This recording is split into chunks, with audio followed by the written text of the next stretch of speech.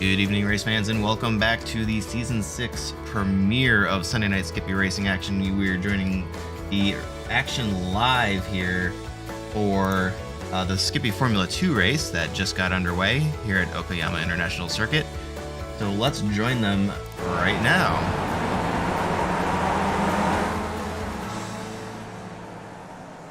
That is Michael McLeod in the lead by just about 0.6 seconds, and let's pull up your information here and get right into it.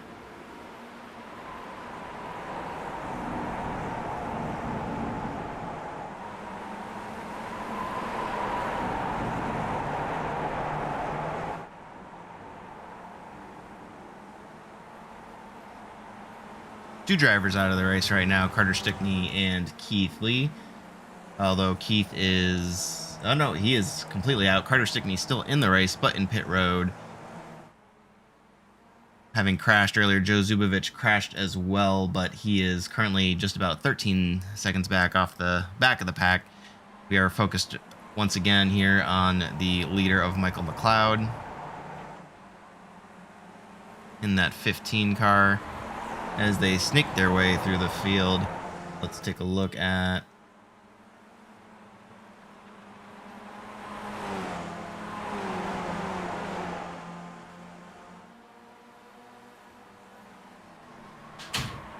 all this information here as we finally get it all up for you.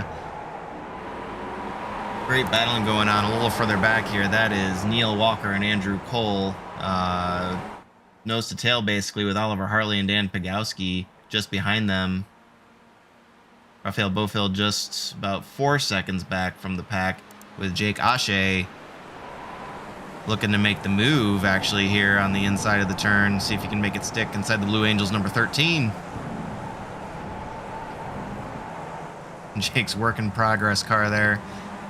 The interesting thing about this race, the damage model for the Skippy has been, we'll call it, revamped. And very delicate cars now. Probably more so than they should be in real life, but at the same time leading to some very cautious racing by these drivers, because what would normally be a relatively minuscule mistake is now pretty much insta-death for your car. Great battling here between Nick Tullo and Robert Longatano.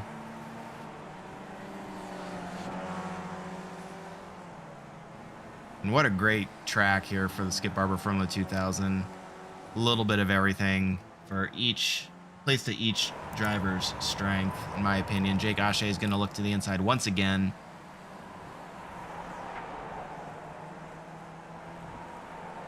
Gonna make a nice clean pass there. Let's see if he can make it stick back up to the front. Michael McLeod, the class of the field so far, up one spot from his starting position into the lead. Number 4 of Neil Walker in second, and Andrew Cole rounds out your podium right now. Just off of the pack is Oliver Hartley and Dan Pagowski.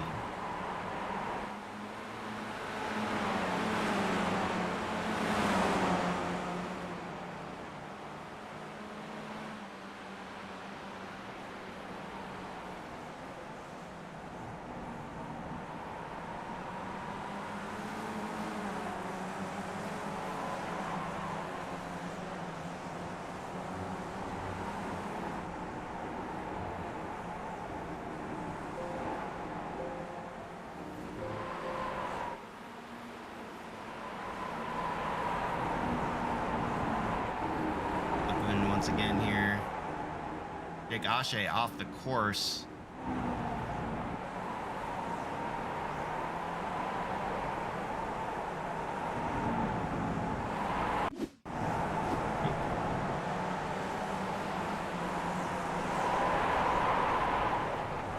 And then just a little hot, but you can see he's able to maintain. Oh, and that's a tough rejoin there, but he able to maintain control of the car, get back on the track.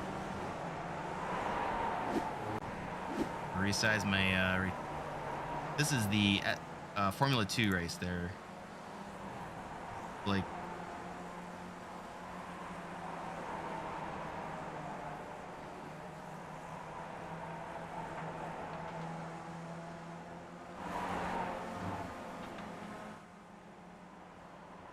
Robert Longitano and Nick Tullo really going at it here. Fantastic racing. They've been side by side for a large majority of the race here, at least since we've been watching. Really good stuff. The race for the lead, though, is heating up. Neil Walker starting to walk down your leader, Michael McLeod. Just a little further back, Oliver Harley and Dan Pagowski are now side by side, headed through a nice little complex of turns here. And obviously backing out. But here are your leaders for the moment. Let's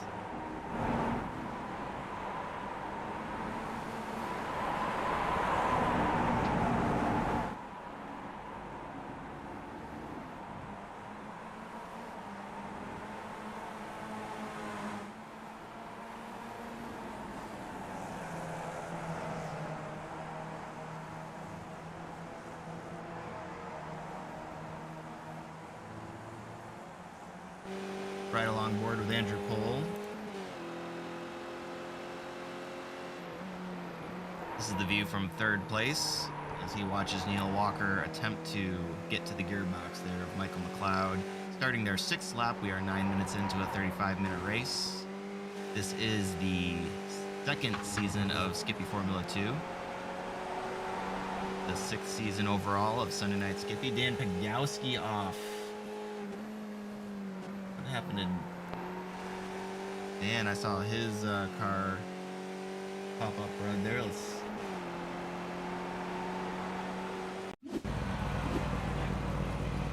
take a look as he goes to the inside of Oliver Hartley.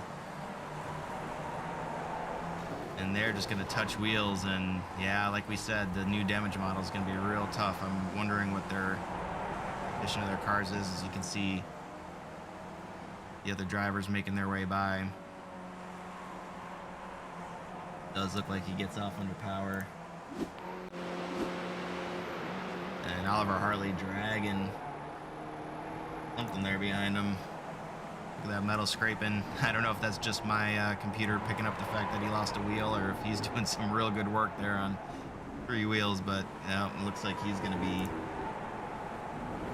It's actually pretty dang impressive, all things being equal. He's keeping it on, but hopefully stays out of the way. As we're talking about that, Neil Walker has taken over the lead. Take a look at that pass. Opposite to the outside.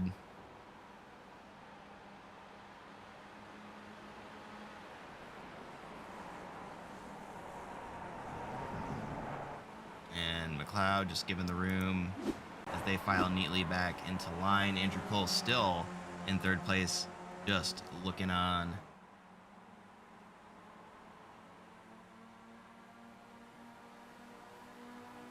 Michael McLeod looking outside, looking inside, and not going to be able to make it stick just yet.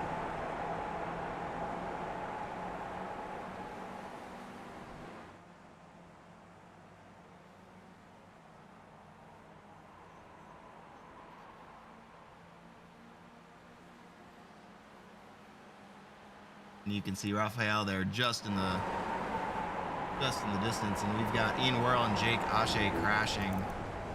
I saw Dan Pagowski making passes, but see what happens here. That's Ian in the foreground, Jake in the background, and Ian's just going to lose it. Jake nowhere to go. That's going to send them both into the grass in very awkward spots, so that's going to let Dan Pagowski scoot on by for position.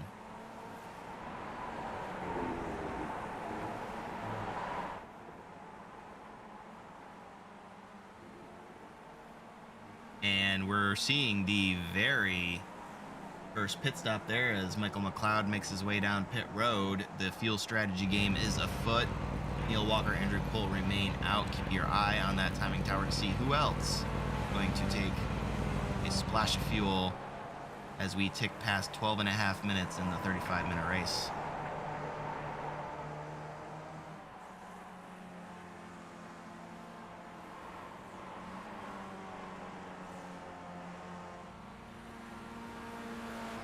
Nick Tolo has found himself just 0.3 seconds back from Robert Longitano. These guys side by side for quite a while. As you can see, Robert swinging real wide there.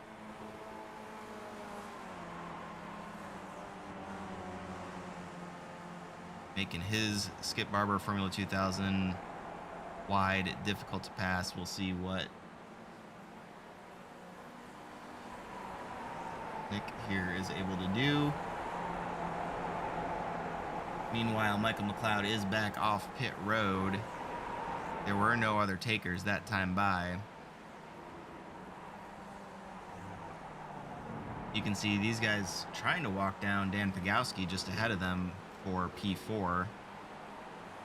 Quite a distance separates Dan from Raphael, however, up there in the podium spot. That being said, obviously we do have one driver who has pit so far, and that is Michael McLeod.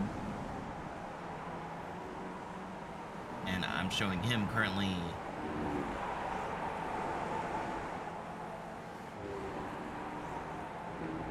at 34 seconds back, obviously, there from the leaders. He spent about 48 seconds in pit road total, not his pit stall, but pit road total.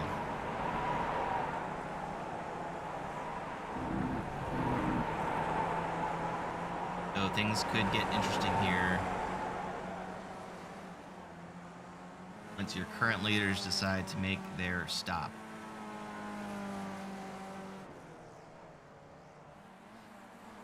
Speaking of which, Neil Walker is now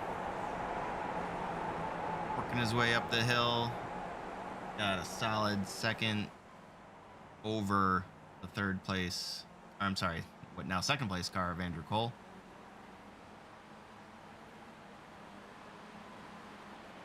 Neil doing what he can to get into the draft there of the soon to be potentially, I guess, lapped cars.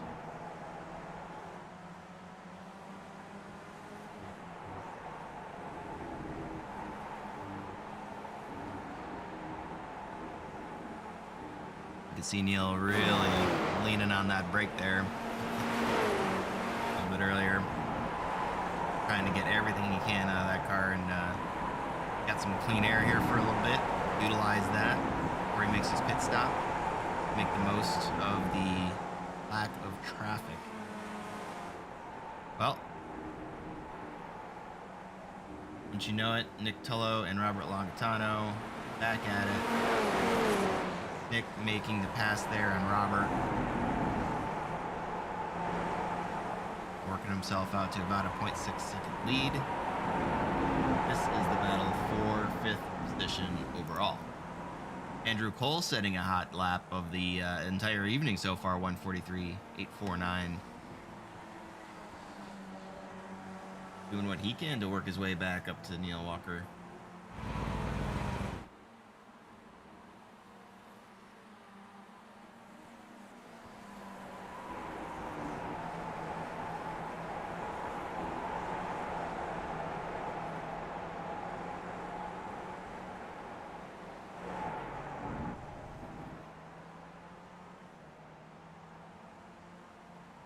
And this, believe it or not, is a really good close battle for position, even though you can see some of the leaders trying to track them down. Oliver Hartley and Ian Worrell in the battle for 10th position overall. Nice top 10 finish on the evening, not anything that you'd want to give up if you had the opportunity to go and grab it. So Ian probably trying to walk Oliver down here slowly but surely. If he can do that, Oliver, if he can hold Ian off for just a bit longer and let the fuel strategy, pit stop strategy play out. And you can see there, I believe, nope, that wasn't. Who was that? Neil Walker, there we go. Your leader now. I was just going to say they haven't gone in. Neil Walker is in. Guess who isn't, though? Andrew Cole is going to remain out and become your new race leader. Keep your eye on the pit lane there and see where Michael McLeod, the leader for most of the first part of the race there.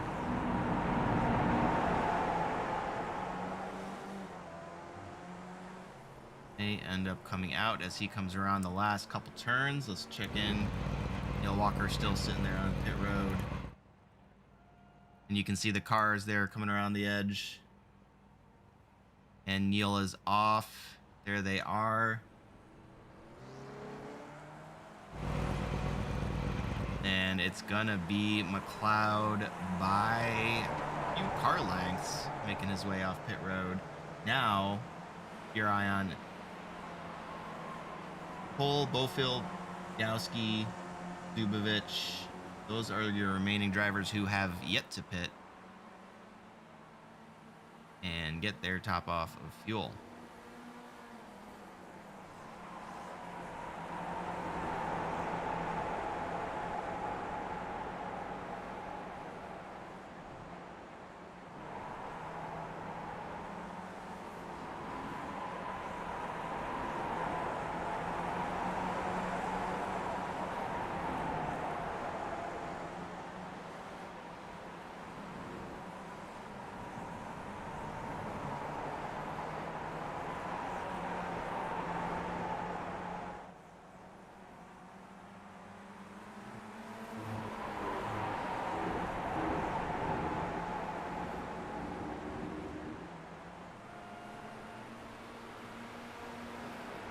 All right, there's Andrew Cole down pit road. So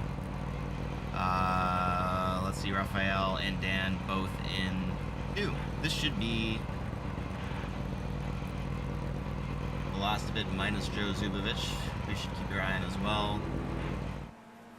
Here is, Michael McLeod and Neil Walker making their way past the start-finish line.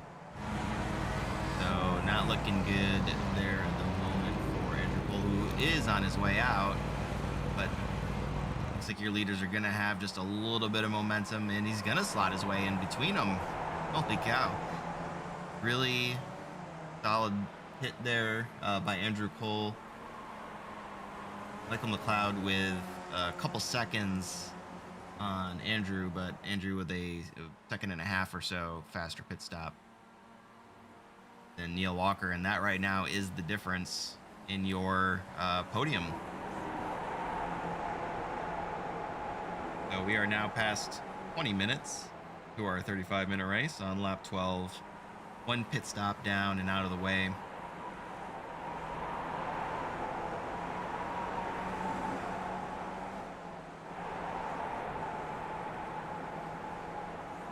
This is Raphael Bofill with Dan Pagowski currently about 0.9 seconds behind him. Battle for 4th position. Raphael up 4 spots total.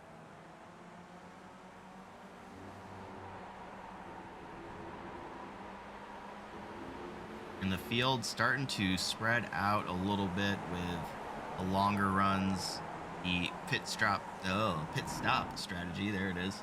And let's bring up pit lane times on the timing tower so everybody gets a sense of where everyone was at.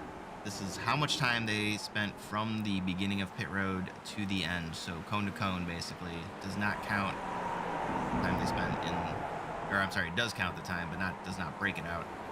You can see quite a wide range of answers there with folks like Jake Ashe, 43.8 seconds, all the way up to Nick Tullo, 53.4, and Robert Longitano even a little longer than that. So obviously that's shaking up the field just a little bit and really making this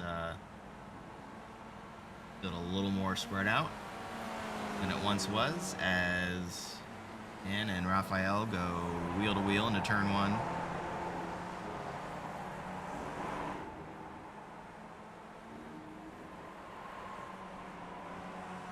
Side by side they go, but Raphael's going to emerge the victor for this round and work his way back down the track up to the top now, with Michael McLeod leading the race quite handily.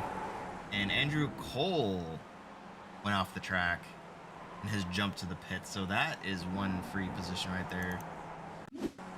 Try to get a sense of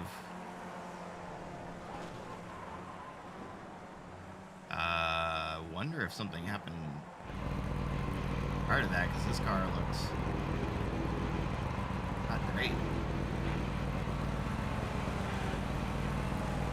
I am not sure what happened there. I'm not seeing anything in the event log, so we will have to go check that out. But that's going to take one of the top contenders out of the running here. Michael McLeod now 3.4 seconds over Neil Walker. Raphael Bofill in third.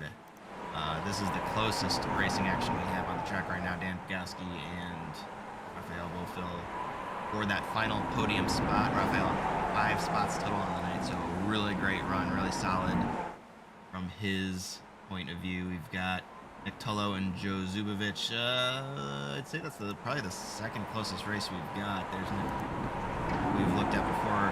Joe Zubovich in the. I think this is a new. I think this is a really new paint scheme. Let's try to see if we can't get a better view of that one. I wonder if that was his Sunday Night Skippy Winter Challenge for charity.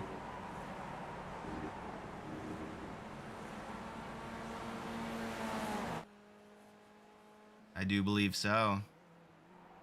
I'm not even gonna. Or no, maybe not. I don't know. Joe representing a cat rescue. His family, his daughter, having just adopted a cat, and wanting to have potentially earn some money for that cat rescue in the Winter Challenge for charity, rocking a cat scheme. But I'm seeing Team Gato there on the side, which I believe is Jeffrey Decker's calling card, which may be a nod to the coach-mentee relationship between those two. So tough to tell. Ian Whirl off track, stationary for the moment, and missing parts and pieces, getting his way back onto the track though.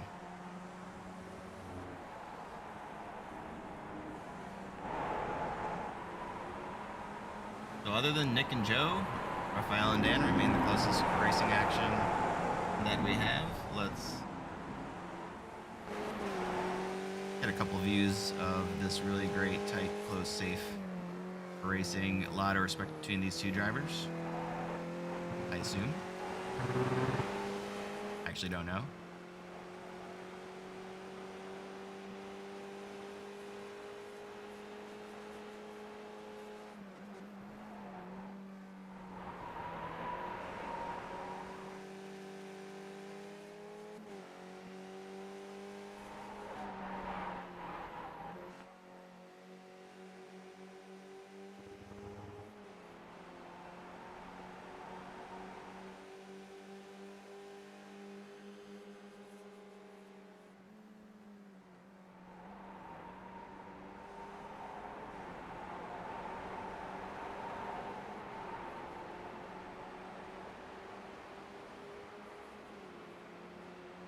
And you can see here Dan with a great run using that draft to great effect. He's going to take the inside line. Smoking the brakes just a touch, but makes it stick. And he's going to have position, although, okay, I thought maybe Raphael was going to look to the inside there, but thinks better of it. Going to try to get a run off. You can see there. Looking, just probably try to keep it close and get a run off of this last turn here. We're gonna have a nice long straightaway after a couple of right-hand turns. Excellent opportunity to try to make a move.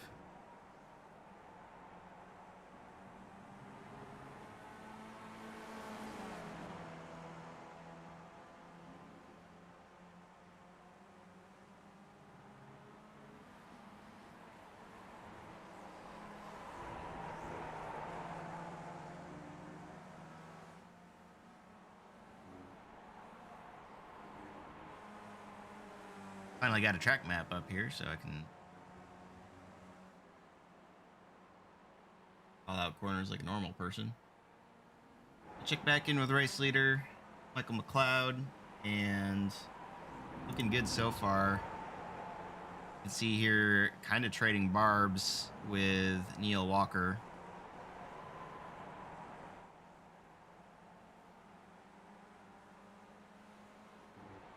Having a couple full lap 11 and 13.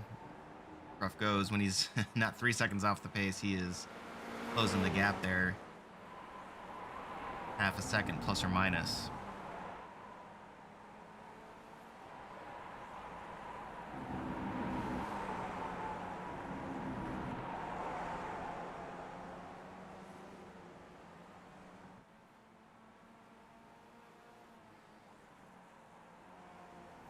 And obviously putting some time now on Dan Pigowski and Rafael Bofil, as they have been battling pretty hard themselves for that final podium spot.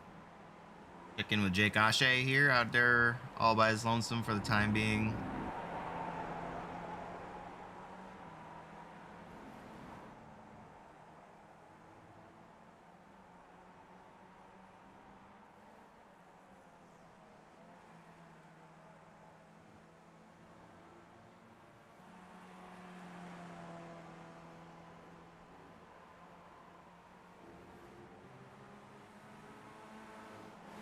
Talked about Nick Tullo, and you can see there Joe Zubovich. So this has become quite a race.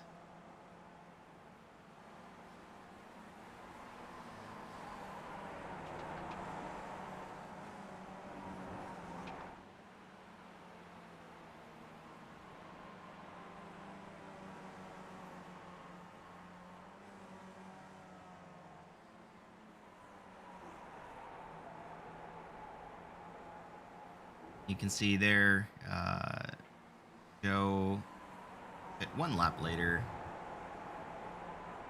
than Nick and has really worked his way up there to the gearbox and may have something for him as we head on down into the hairpin.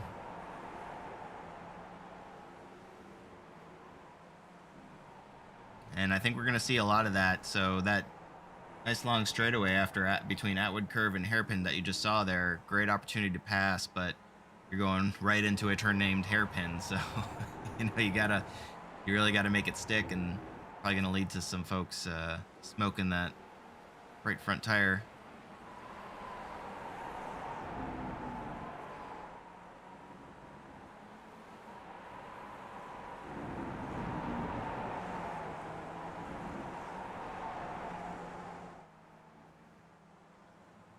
There is Mike Knight corner into last corner, which is my favorite corner name.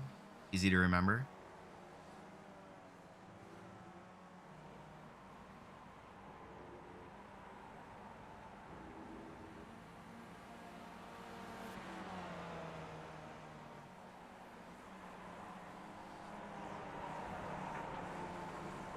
And not too far behind them, Robert Lagatano up 4 spots into P8 right now. And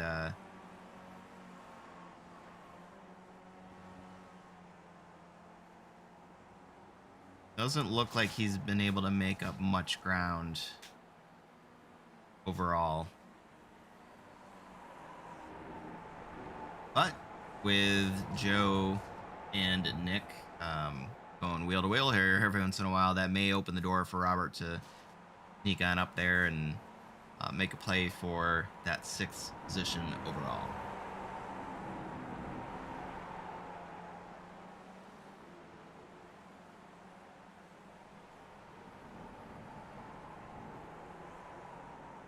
Interesting to watch the lines through these corners too. Obviously a couple different takes on where drivers are comfortable running, and some of that may be traffic around them. Some of it is just their preferred driving style.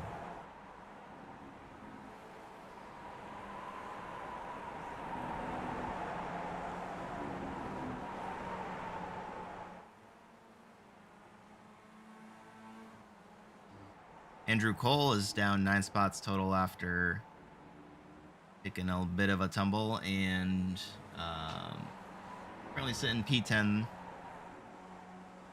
Got about 7 seconds to make up to Oliver Harley He was hoping to get another position back for the end of the race, although still on the lead lap, all things considered, as is Ian Worrell. Obviously, either had used up his fast repair or has not come down to take care of that wing, although I don't know how useful that is really on a Skippy, probably just induced drag instead of any useful downforce, but not 100% sure. When we get Pete Mobrotten in the booth next week, he will be able to answer those types of questions, I'm sure. All right, well, Michael McLeod now, just over 2 seconds, as he's going to start us out here very shortly on lap 20 as we tick past 33 and a half minutes on our 35-minute race. Pit stops, I believe, have been all completed. And this is Michael McLeod's race to lose right now.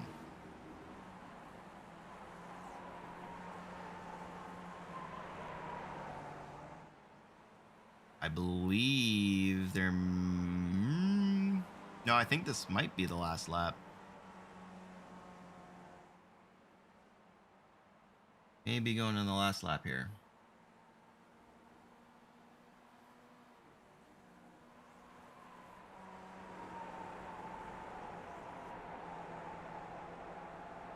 Probably should have clocked the exact time they went over the start-finish line, but...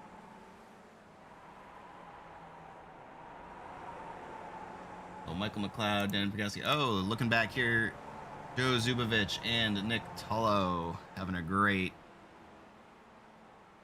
battle as McLeod continues his lead.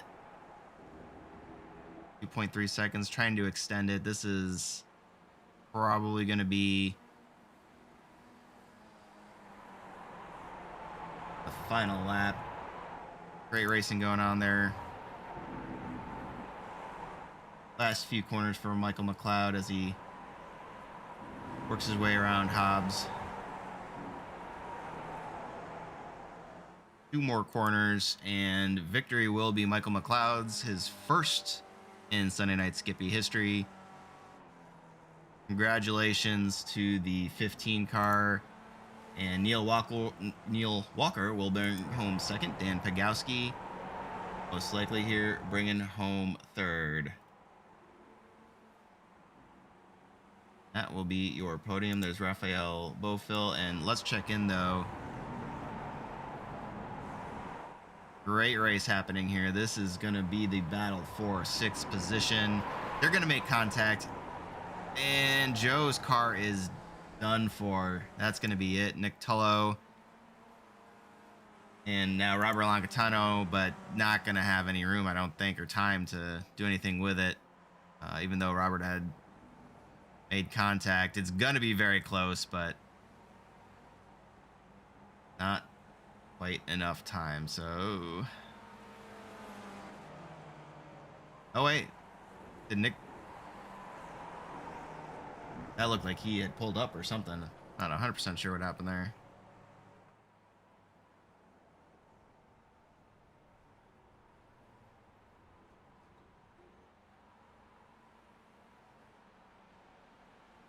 That was interesting.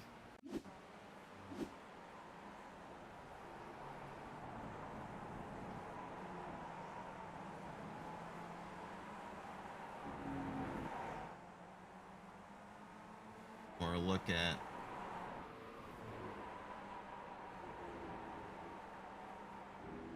chopper view of the end here.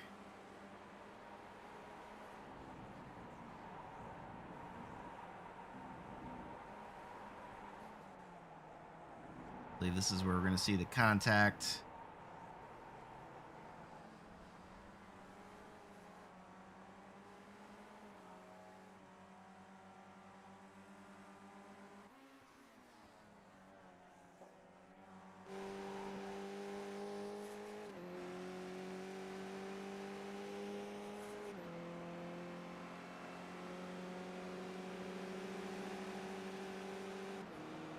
Oh, I don't know. It looked like he was going for it. Robert just made the really nice pass. All right, there you go. Well, there you have it, ladies and gentlemen. That is the start of season 6 of Skippy Formula 2. Take a look at your results. Big congratulations to Michael McLeod, your winner for tonight. Great start to the season for him, obviously. Neil Walker, Dan Pagowski will round out your podium. Rafael Bofill, Jake Ashe, Robert Longatano, Nick Tullo, Oliver Hartley, Andrew Cole, Ian Worrell, Joe Zubovich, Carter Stickney, and Keith Lee will round out your top, 13. There it is. So thanks for tuning in. Great race. And we will take a quick break, go log into the Skippy Formula 1 session, throw up a timer for you, and let you know when we will be back. Looking forward to season 6 of Skippy Formula 1. And thanks to the drivers for putting on a show for us in Skippy Formula 2. We'll see you in just a little bit.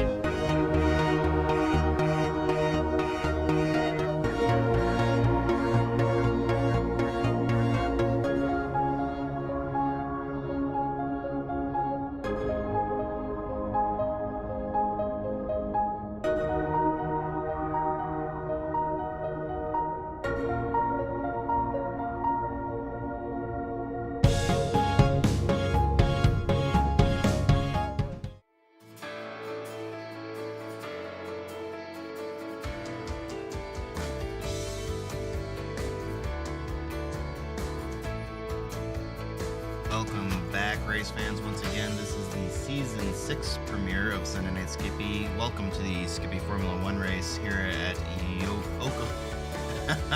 Man, I can't talk to that already. Good start to the season. Okayama International Circuit, where we were for the Skippy Formula 2 race. Great evening of virtual racing, both the weather and the competition. Really looking forward to getting this season off on the right foot after a 2-week break. Hopefully you didn't miss us too much, but we are definitely ready to get back to the action and really looking forward to seeing what these drivers have for us. We are currently deep into our qualifying session here with Edwin. I take that back. Christian Perez on the provisional pole right now with a 144, 116. Let's go check in on our drivers and see what they are up to. There's your pole sitter currently, Christian Perez. Eric Lamoureux, name that we haven't seen at the top of the qualifying board yet. Relative newcomer, but he is currently sitting in second place. Nice run there by Eric. Carl Dronke in third.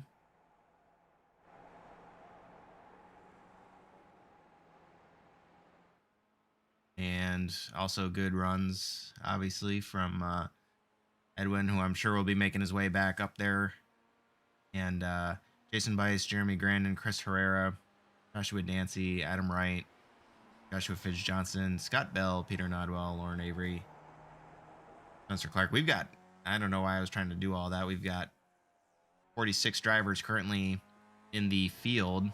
So this is going to be a very full one. I hope my computer doesn't blow up trying to capture all the fantastic racing that I'm anticipating tonight.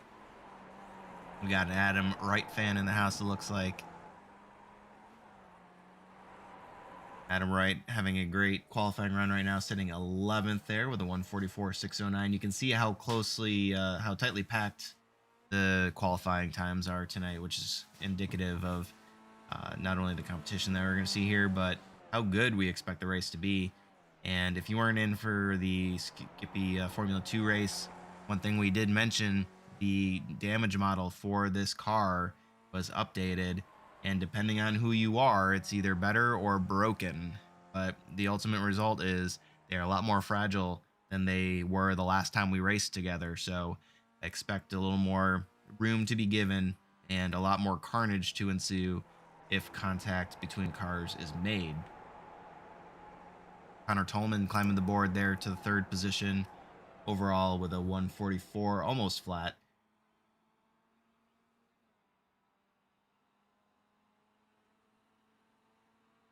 And as always, we've got Scott Bell fans in the house, and I do believe is streaming for us. Let's check. We might not be able to see that right now based on the session state, but got.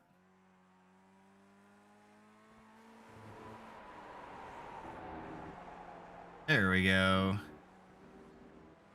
And this obviously is something that I'm going to be working on, recentering these back up. It's like every time I try to fix it, it breaks itself again. But, okay. There's Peter Lee. He's going to be our other streamer tonight. It's a lot going on the screen right now. Try that. There we go. A little bit bigger. Gonna resize everything. So here's another change we made to the broadcast. We're streaming now on YouTube in 1440 and 60 frames per second. So would love the feedback if that's working well, if it's just too much for my computer to be pushing out or not. If the restream platform is handling it well, just let us know what you see out there, and we'll try to make it good. But that should be a nice for anybody with a large flat screen television who wants to watch the race afterwards or live. 1440p is definitely going to be a nice little addition for your viewing pleasure. And we're ticking down here past the 10-minute mark, or up to the 10-minute mark. That'll end the qualifying runs. And right now, Christian Perez sitting on the pole.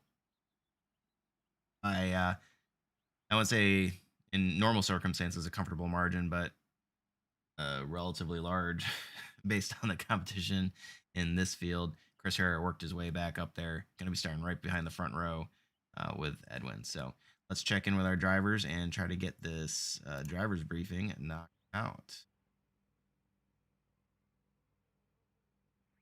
Can you guys hear me? Yes. All right. Good evening, drivers. And welcome to all you champions. This is the inaugural race of Sunday Night Skippy's 6th season. We made it. Sunday Night Skippy has come a long way since it started and a long way since last season as well. We're honored that you guys are all keep showing up and are excited to see what this new season holds. When we talk about the league mentality, there's a lot more to it than just being a nice guy. On the track, you need to bring a level of preparedness, shared respect, and patience commensurate with the time put in to be ready for this race by your fellow league members. Any behavior that wouldn't be survivable week in and week out on a real track isn't welcome here. The most important thing, if you lose full control of your car, you have to lock your brakes. Don't touch the throttle. Forget about your steering wheel. If you do not lock your brakes, you will be at fault for any incidents created by your car's trajectory, even if you have the best of intentions. All corners in a Sunday Night Skippy race are contestable. We do not have quote unquote no passing zones. However, we do take risk into account when investigating incidents and deducting safety points. The more risk a driver contributes to a situation, the greater our expectation that their moves are executed safely and with precision. For Okayama specifically, when entering the pits, drivers must use the marked pit entrance on the inside of turn 10 and may not cut the track into pit lane. Do not dive bomb. Drivers contending for corners side by side from turns 5 to turn 11 may gain or lose overlap from corner to corner.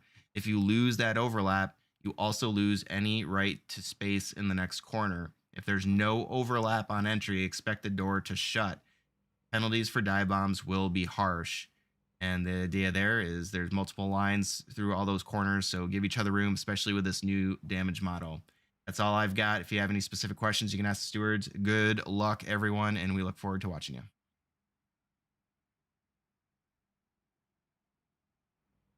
All right, that's the driver's briefing. Hopefully that went off without a hitch. Let's take a look now at your starting grid. Christian Perez on the pole. Congratulations to him. And Edwin Viorino will be starting alongside him. I will scroll through the rest. As I mentioned, we have quite a few drivers here tonight.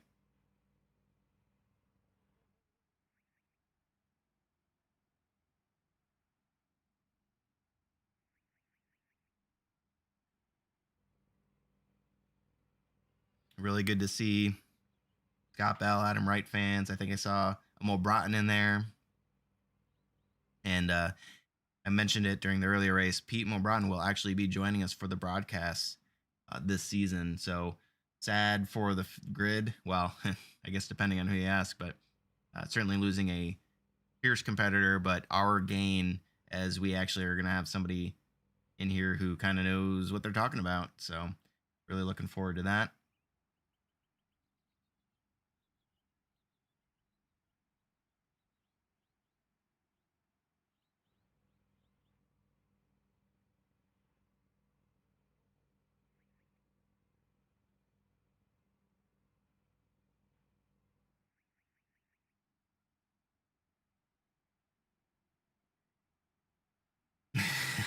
All right, there it is. Sassy McSassy Pants in the house. Yeah, no pressure on Pete. Expecting a resident expert, but either way, can't do any worse than me just pulling stuff out of my butt. So be good to go. All right, ladies and gentlemen, there is your grid for tonight's race. I know that I'm looking forward to it as we see the drivers take their positions on the grid. Nice little track, like we said in the Formula 2 race. This is gonna fantastic racing. I know that I'm looking. This was one that I had circled in week 1.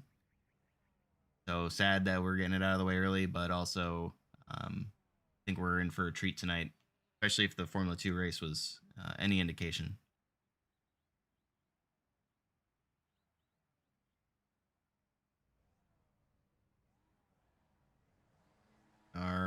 ladies and gentlemen. We are ready to go.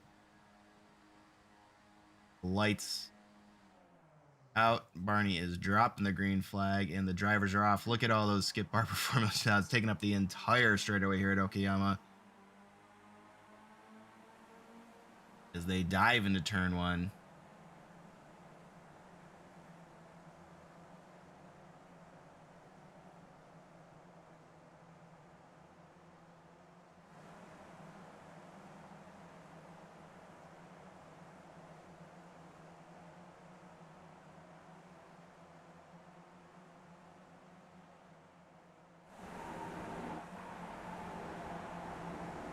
Great view here of the field.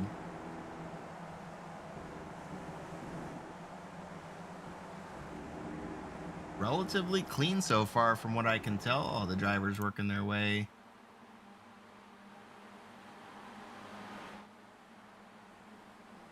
Through the first lap so far on these cold tires. We see some tires there locking up. Oh, somebody's around. That is Justin Robello, I believe.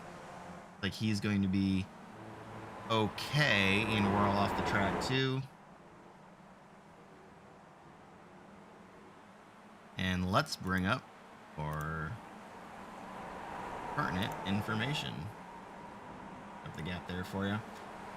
That's probably a little more useful.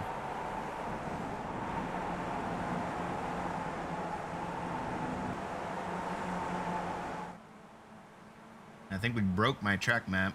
There's just way too many skippies. David Cow and Nikolai Wood showing have crashed. Keep an eye on them. Jack Moffitt, Andrew Cole into pit road, Oliver Hartley into pit road, Carter Stickney into pit road.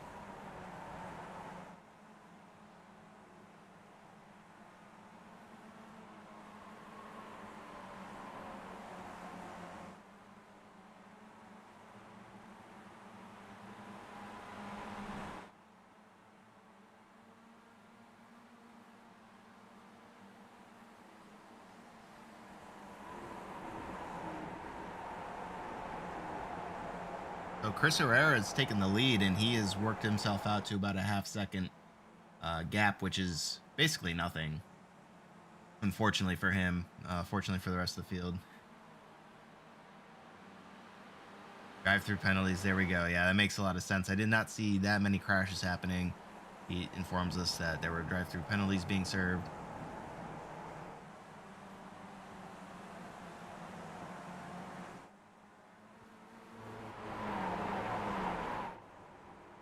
My computer struggles to keep up.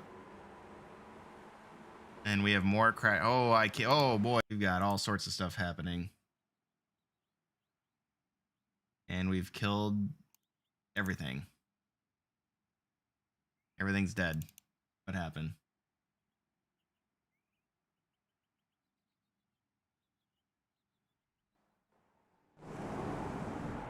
Got parts flying. I think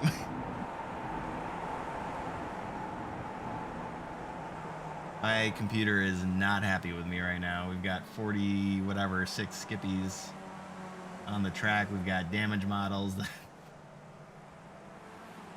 are terrible. I don't know what is going on right here, but I don't know if we actually had crashes. Take a look. Oh yeah.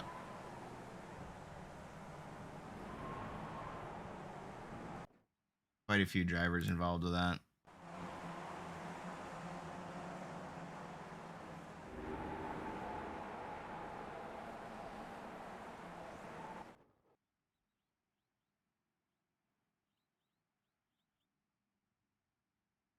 Going on.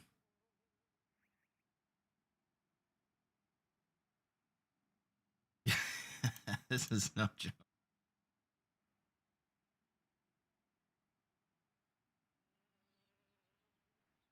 It is not.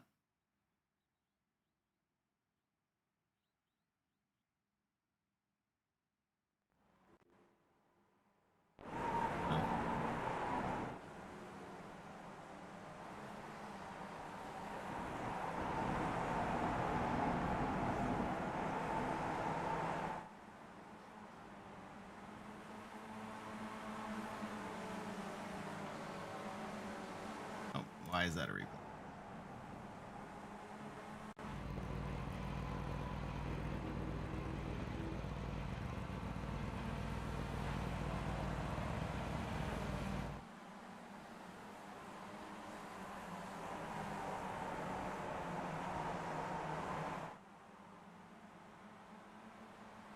All right, now that everybody's kind of spread out a little bit, I hope that will work a little better. I think I'm gonna have to move back to my racing rig to stream because this is not going well. All right, Chris Herrera out in the lead, Christian Perez and Edwin Villarino, roughly where they started with Eric Lamoureux, exactly where he started, making out your top four. Not too far behind them, Mike Bowers, Connor Tolman, Jeffrey Decker, Lauren Avery, Jason Bice, and Paul Bachler.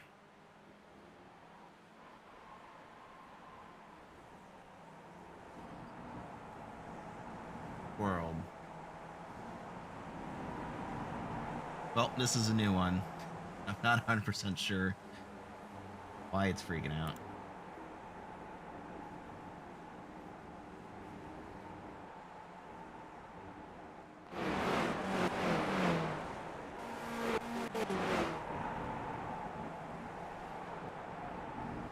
Try this.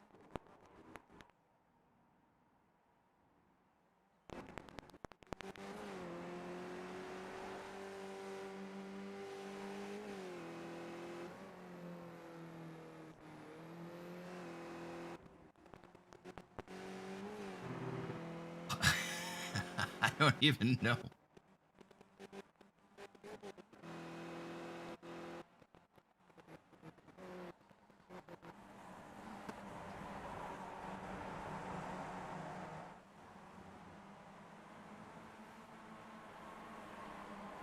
All right.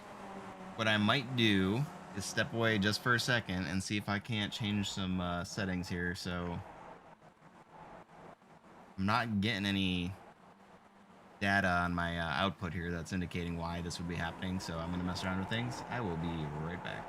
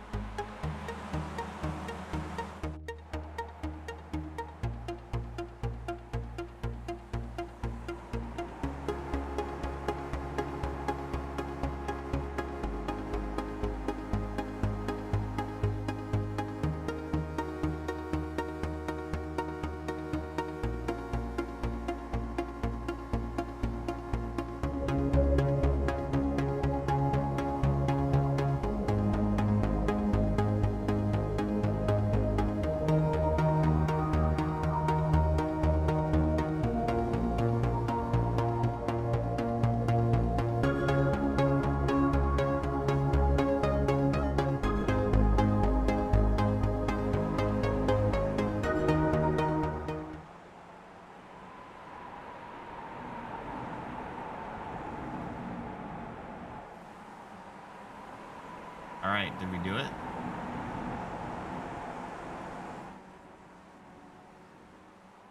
doesn't seem nearly as angry anymore.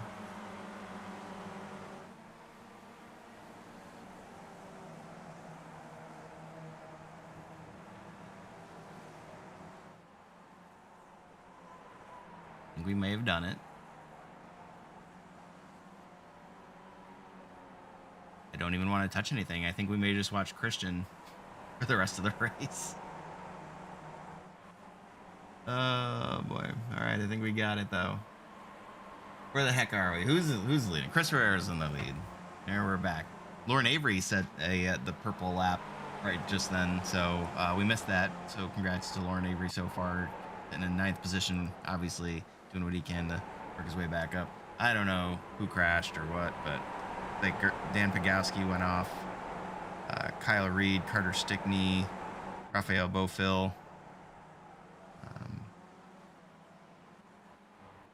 Peter Lee. So actually a few crashes there. Oh no, Jason's going away. Great racing though, still at the front. This is the top 7 here in the battle. You can see Jason Bice there, who was blinking back in the 8th spot. Jeremy Grandin making the move there on Adam Wright, at least momentarily. This is Jeremy's down 3 spots. Adam's up 2. With Peter Nodwell just ahead of them, up 3 spots total. So good runs for these guys. And this is Neil Walker, who you just saw in the Skippy Formula 2 series, as well as Jake Ashe, also from the Skippy Formula 2, having found each other on track. We're racing really well. This is Ian Worrell and Max Giacomo. Doing a little side-by-side battle for 36th position. I'm gonna take a look back up here. Jason Bice. Ooh, we got 2 cars. It looks like trying to stay out of the way, out of the leader's way, but that's gonna create a little bit of a bottleneck, and Jason's gonna drag Lauren Avery and Paul Bachler and Carl Dronke all the way through that. They've got 1.5 seconds up to Jeffrey Decker. Jeffrey, who I think we see a lot of times, ends up just kind of hanging out at the back of these lead packs, and I think that's pretty good for fuel savings and just kind of checking it out.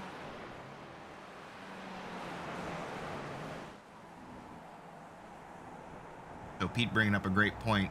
Our point structure has changed a little bit since Christian has really raced with us, and up at the front here we do have points. Not it's laps led points, although it's a little different. You basically take how many laps we do, divide it by 5, and then you get 1 point for whatever X is. You sell for X and get 1 point for that. So it's not per lap, it's not most laps, but there's certainly value in points in leading laps. So it kind of encourages racing at the front and not fuel savings, because as Pete pointed out, Edwin accumulating quite a hefty amount of bonus points throughout the season, and ultimately was able to put him over the top of those. So 1 position worth of points, although of course you always want to walk away with a W, but season long it's really gonna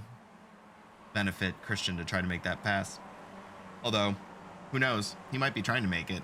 Chris Herrera, very fast driver, so see how that works out. Eric Lamoureux sitting there in 3rd for right now, kind of out on his own little island.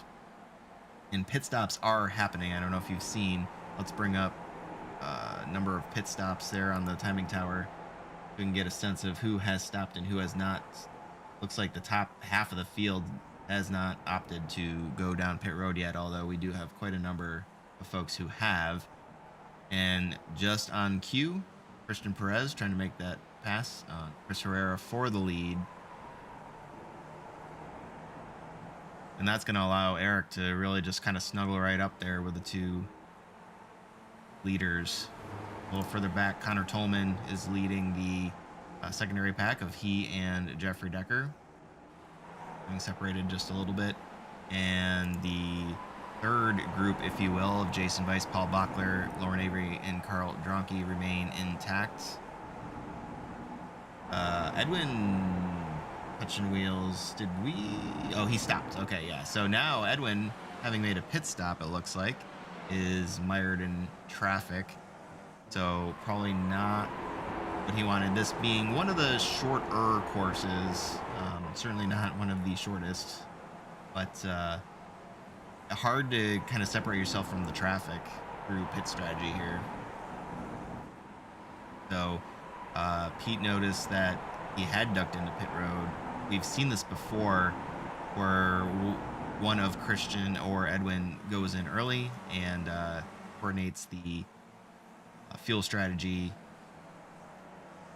between the two, one staying out for a little bit long.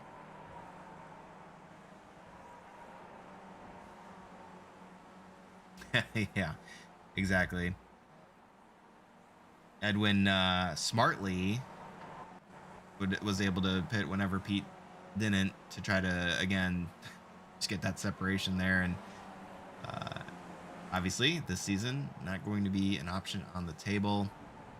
This is Christian Perez, Chris Herrera, and Eric Lamoureux once again up top. Connor Tolman able to close that gap just a little bit with Jeffrey Decker on his gearbox.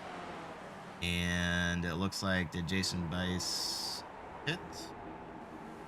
Yes, he did. So we can see pit stop starting to play a factor. Edwin having the obvious lead here, 30 seconds back from Christian now. He is the presumptive leader or close to it once green flag stops are made here.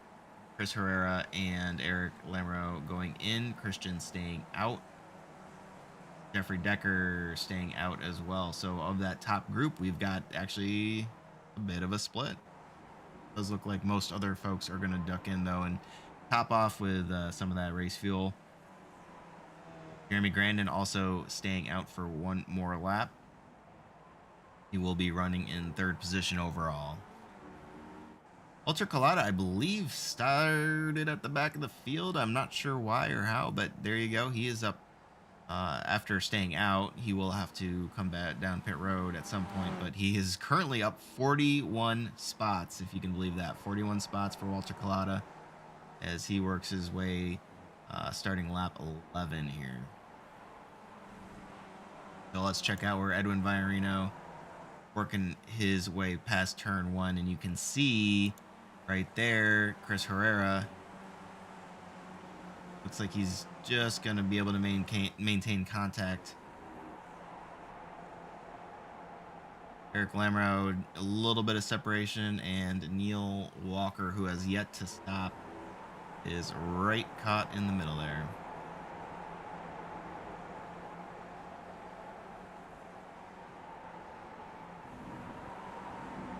Keep your eyes out for a speeding penalty. Thanks for that good eye there, Pete.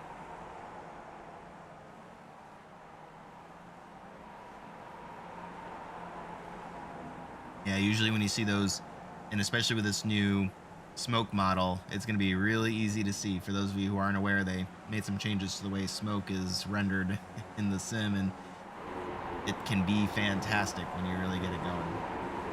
Really obvious to see when people are locking up the brakes, trying to get into pit road, maximize that time on and off. Christian Perez now down pit road with Jeffrey Decker. This will be their first pit stop, and keep an eye out for Edwin Viorino, who is working his way now down past last corner, along with Chris Herrera. As Christian Perez makes his way off too, he's going to come out with plenty of room.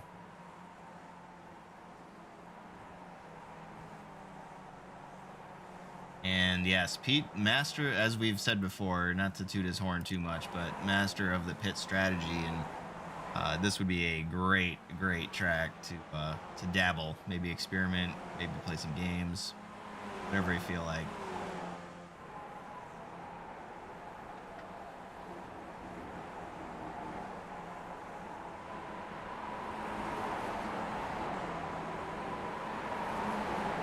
Yeah, for his I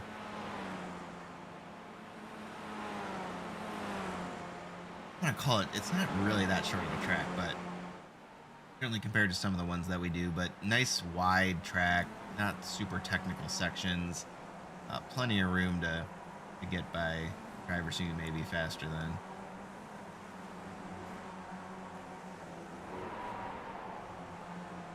And I want to focus here at other folks throughout the field because that's what we do. Here is your third group, but we've got a great battle brewing here. This is Walter Collada and Jeff Torbeck. Walter making the pass there, Steve Dewar in tow. Dewar, one of the ones we talked about in the podcast. Keep your eyes on both he and Jeff, up 12 spots total for the evening so far. Great runs by them up to this point. I know we've got Scott Bell fans in the house, so let's check in on him because he's up 7 spots now into the 14th position with Aaron Law ahead of him and Spencer Clark just behind him.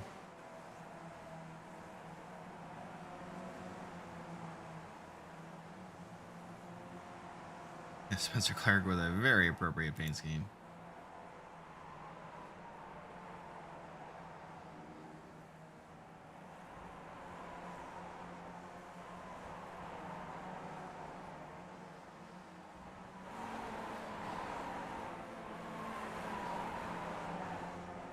Well, looks like we did miss some amazing action, some shenanigans as well, so I do apologize for that. I think I'm just going to have to scoot on back over to my racing rig with the more powerful computing capabilities and move on from this one, but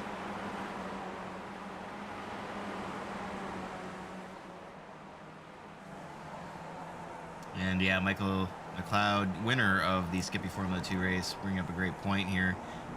These long straightaways just offer such a great opportunity to draft, and it's tough to get that separation and maintain it. And Jack Moffitt, Jake Ashe side by side, Jake backing out of it.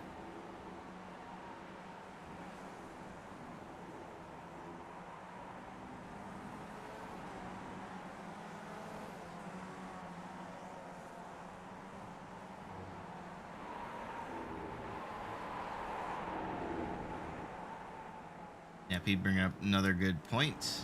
The got a handful of new drivers, new-ish drivers, and with 46 cars on the grid, it looks like we're going to take a few races just to kind of get used to each other, get the feel, know who you can work with, who you trust, who you got pace with, or faster than, or slower than. So a lot of that stuff getting kind of ironed out as the season goes along. You would expect. Check in here. I know we've got Adam Wright fans in the house. He is currently sitting 10th, just ahead of Jeremy Grandin. And you can see just behind them, Aaron Law, Scott Bell, and Spencer Clark, that threesome that we were looking at earlier. So this is going to be Adam's holding on to that top 10 spot, which we've, said in the past, that's always just a nice little check mark to have, a top 10. Even though points-wise, the difference between that and 11th isn't anything. I think it's a point, maybe 2, but nice little stat on the stats sheet. And Pete Mobron bringing up, keep your eye on Jake Ashe. He has been tearing it up in Skippy Formula 2, finding a lot of pace and working his confidence level through traffic. Currently up 20 spots into P22 right now. So, yeah, well, solid analysis there. He is turning it up with the likes of Pim Luth and Jack Moffitt, Andrew Cole.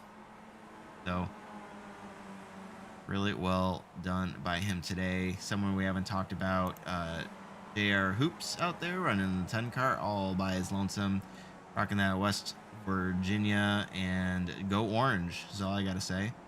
Let's look up here a little bit at we had mentioned Jeff Torbeck and Steve Dewar. Steve Dewar going to look to the inside. That's the toe that Michael McLeod was talking about.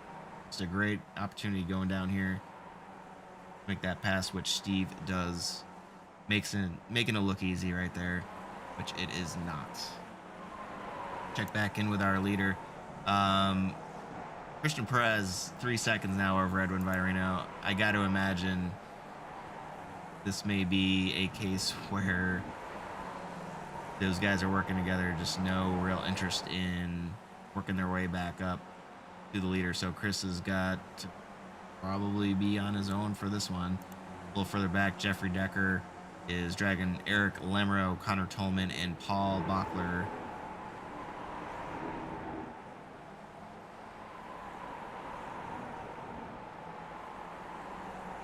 And not too far back from them, I guess, Lauren Avery. And a little further back, Joshua Fidge Johnson. And we get right back to our top 10 of Adam Wright, Jeremy Grandin, Aaron Law, Scott Bell, and Spencer Clark. Got some other great racing going on. We talked about Neil Walker earlier. He and Rich Butler. Rich Butler, another person who has found speed. And by the way, this is a great reminder. Happy birthday to Rich Butler. We got a little birdie mentioned, and I believe it might have been yesterday. I'm trying to find the so I get it right. I probably should have looked that up before I opened my mouth, but ask my wife. I do that all the time. It is on Saturday. It was on Saturday. Okay, so there you go. Happy birthday to Rich Butler. Thanks for being with us. I think we got to wish you a happy birthday last year too, which just goes to show you how long we've been doing this. And always one of my favorite paint schemes. And obviously Rich finding a lot of pace here as of late. Up 12 spots. Doing a really good job. Hopefully he has something to celebrate tonight.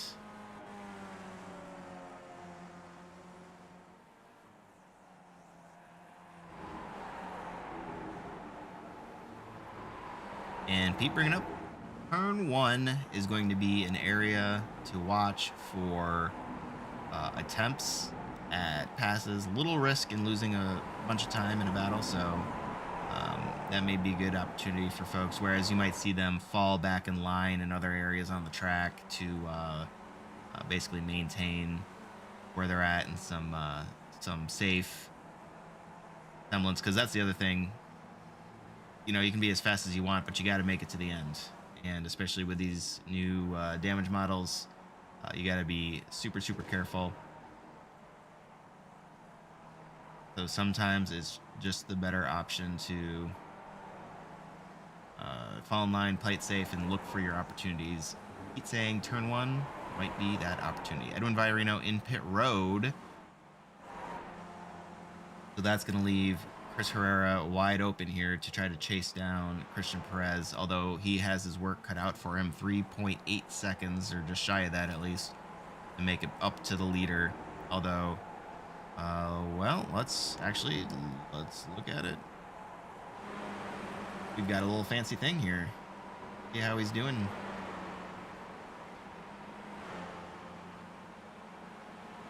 So Perez slower that round. As you can see, more people start to take on the second pit stop.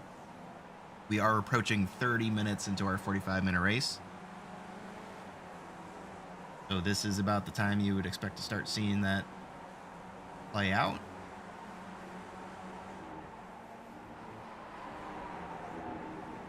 Christian quite a bit faster through sector 2.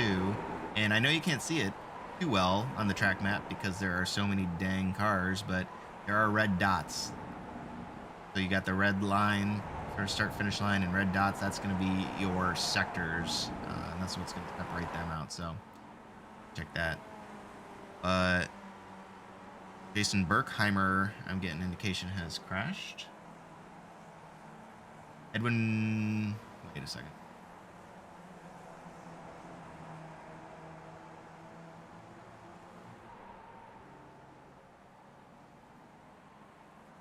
Get an indication Edwin Virino is out.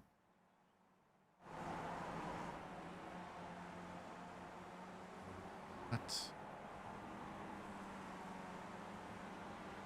Chris Herrera comes down pit road.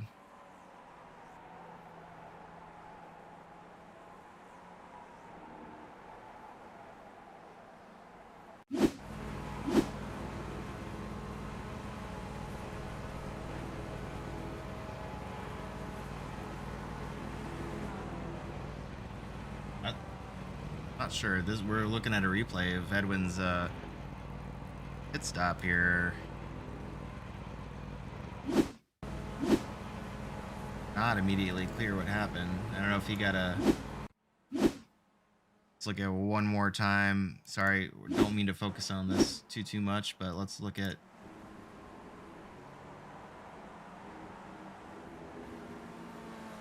It just looks like he was sharing a pit stall and could not find it. Interesting. All right, well, back to live here. That's going to be it for Edwin Virino, who started second overall. So really sad to see him not be able to finish out. Christian Perez remains in the lead. Getting word there.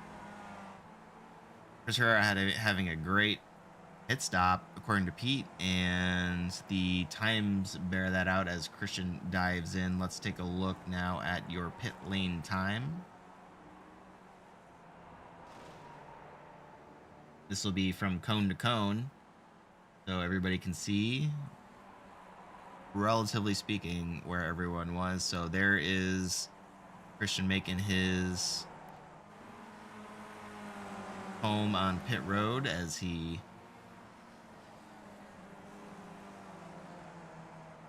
fuels up one last time. Chris Herrera coming around the corner. Christian Perez on his way out.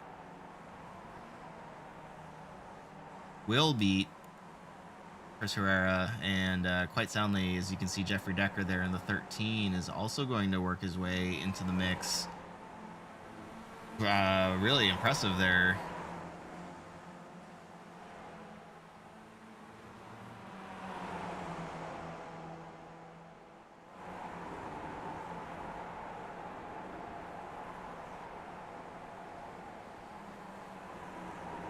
So you have your top 7 right now have not made their second pit stop. So expect Christian Perez, Chris Herrera, Jeffrey Decker to be your leaders.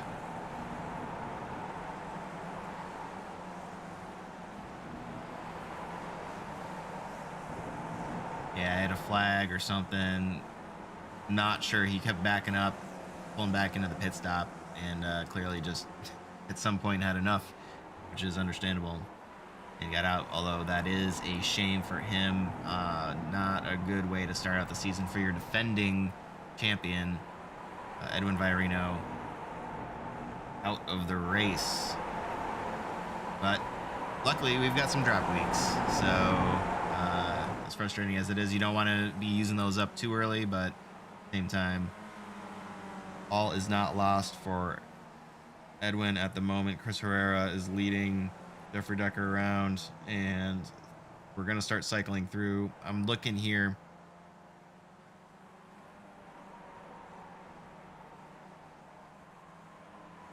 So about 1.3 seconds faster, but Decker 3.1 seconds faster than Chris Herrera. So that's the difference.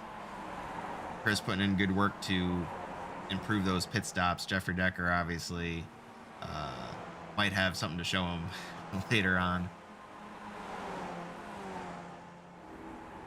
Slowdown penalty for Edwin that was not cleared by the time he crossed the pit entry cones. Unable to take the service from the pit crew because of the black flag hold, and that's basically the end of it right there. That takes you right out of contention. So unfortunately for him, your leader right now, Joshua Fidge Johnson, I would be remiss if I didn't bring that up. 618 car is out front.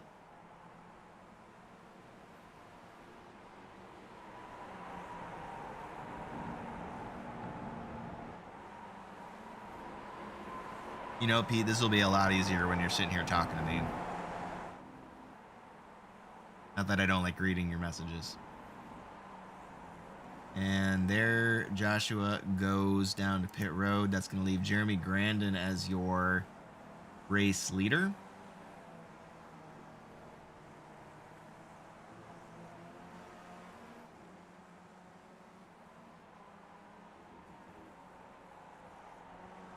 And you can see Christian and Chris and Jeffrey and Connor and all them down the straightaway there. So Jeremy enjoying the view for right now. But he will need to come down one more time and get service. As we are now past 36 minutes, we're 9 minutes to go in the race. Just as we were getting settled in, it's almost time for the race to be over. Any other good racing going on here? We got Jason Berkheimer, who's a new addition to the league. Welcome to Jason. We see David Cow. I hope I'm pronouncing that right. If not, please correct me. Also, relative newcomer, and these two guys doing battle for the 29th position, 30th position. Mike Bowers had some issues earlier, down 23 spots. Not the night he was looking for, unfortunately. Currently sitting in P29.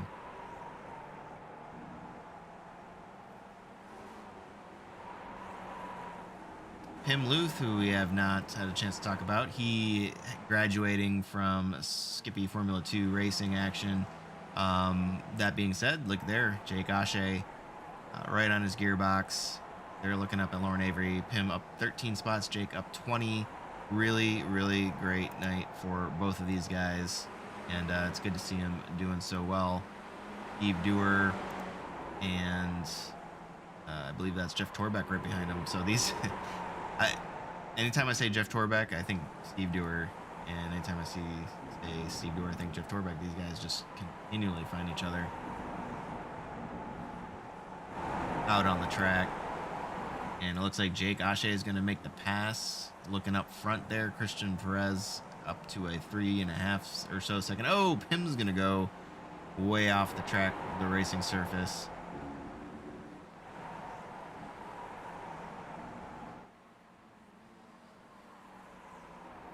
And you can see here Jeffrey Decker. Let's ride on board and just see how close these guys are getting. 4 seconds up to the leader, and not closing, at least at the moment. We've got 7 minutes remaining in the 45-minute feature race here. Although some really, really fantastic racing going on. There we go. That was Paul Bachler that we were just checking in at P6, but Eric Lamro looking forward at Connor Tolman in P4.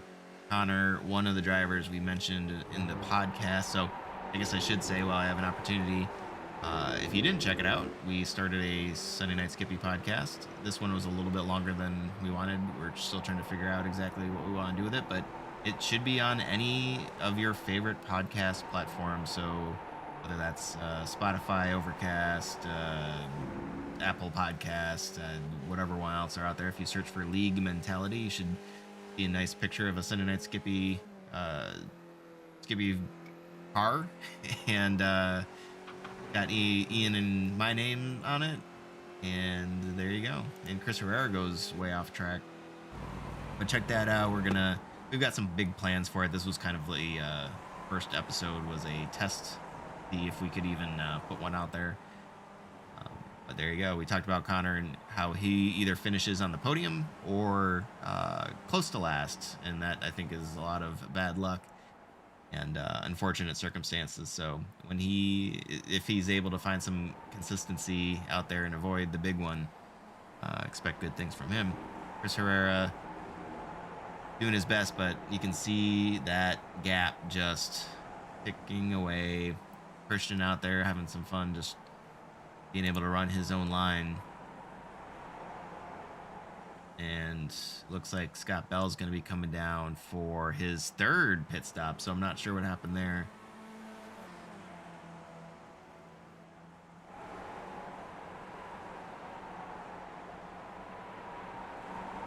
More action here between Steve and Jeff. I mean, if you got two drivers out on the track who know each other very well, it's these two, and I think it shows. And just ahead of them on the track is Dan Pagowski and Jason Berkheimer, although they are a little bit lower currently on the leaderboard.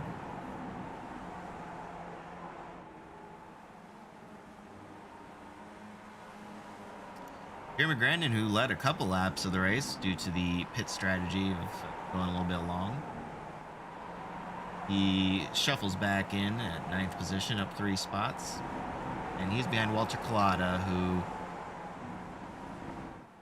not quite the impressive 43 spots or whatever that he was up earlier, but 37, I think that'll do. That'll do for a night, and I'm sure not 100% sure what happened in the qualifying, but walking away with a P8, having walked through the entire field, gotta be a good feeling.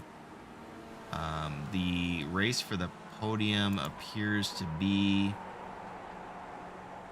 settled, although we don't know what could happen. Christian Perez just checking out at the moment, and we are ticking down past 2.5 minutes remaining in the race, so we'll check what time Christian crosses the line, and maybe we're doing a minute and 42, 43-ish seconds for each lap.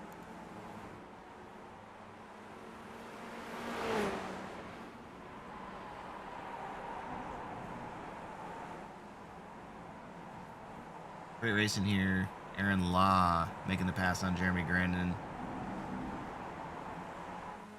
Aaron Law up 18 spots. So, for as many unfortunate folks who didn't quite survive and dropped down, we've got a lot of good news stories here too. Marching through the field and walking away with what should be some very good results.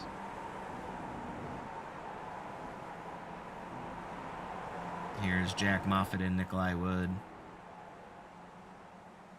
Yeah, Jake up 22 spots now in 20th position, right behind Andrew Cole. Andrew Cole had an unfortunate Skippy Formula 2 race, but also solid run because he's right where he started there in 2019. So,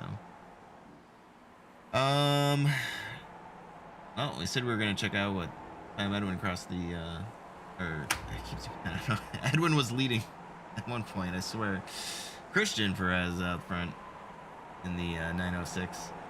And looks like we're going to get another lap in here, so we got Connor and Eric cooperating, it looks like, according to Pete. Scott Bell and Neil Walker getting an indication that they are crashing.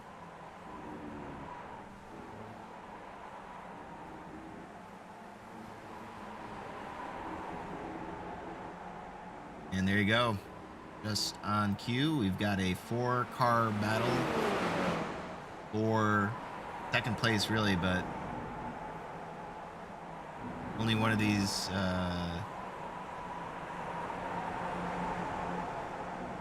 actually 2 of those cars, sorry, will not end up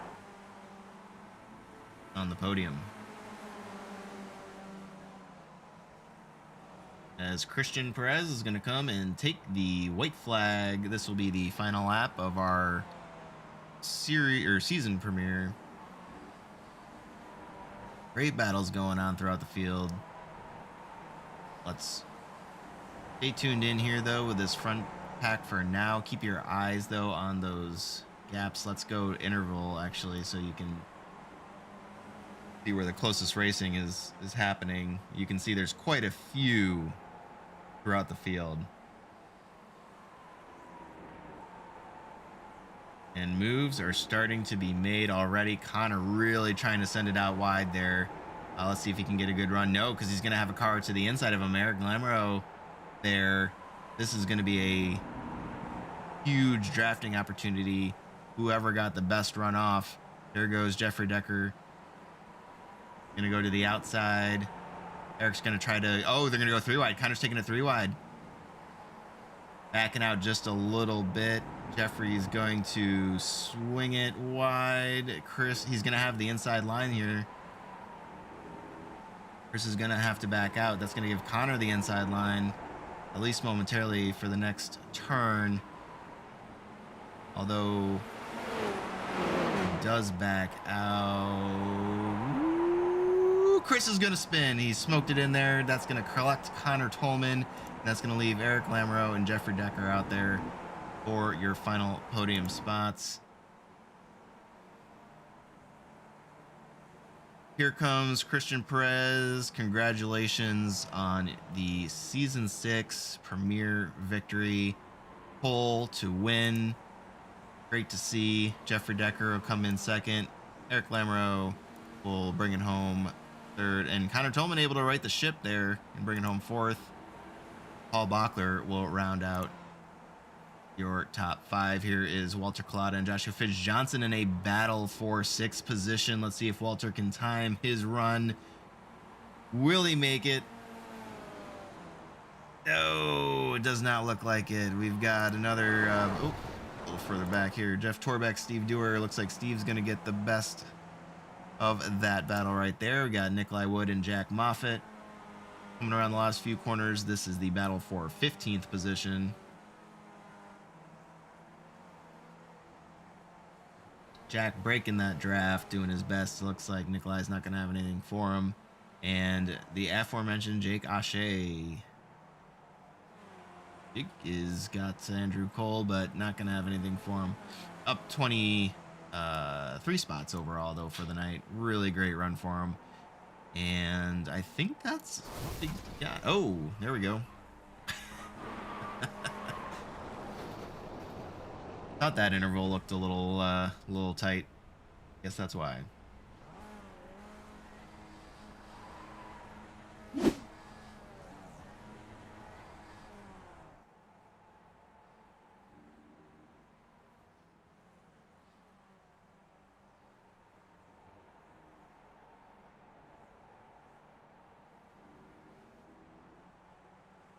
And I believe that will make it official. So let's look at our results.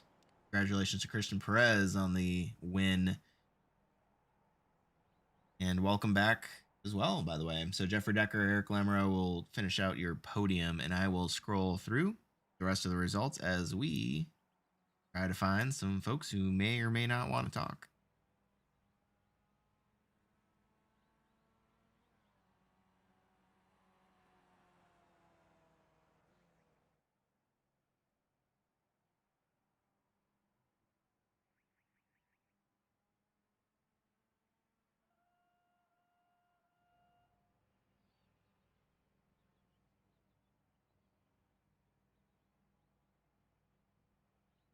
And right on cue, Jeffrey Decker has unmute him. There we go. Jeffrey Decker has worked his way into the booth. Welcome, Jeffrey. You were starting 8th, I believe, tonight. Worked your way up to 2nd, and had a great 4-way battle there toward the end. Obviously, the fates aligned and gave you a little bit of luck because you were with some stiff competition there. But overall, fantastic job tonight. Talk about what you saw from your perspective. Oh, hold on. Really long time. Try now. How about that? Oh, can you hear me? Yeah, no. Now we got you. Sorry, start over. No worries. Yeah, no, it was a super fun race. I think there was like a leading pack of like 8 or so, and I think like Bice was slowly catching us before the first set of pit stops.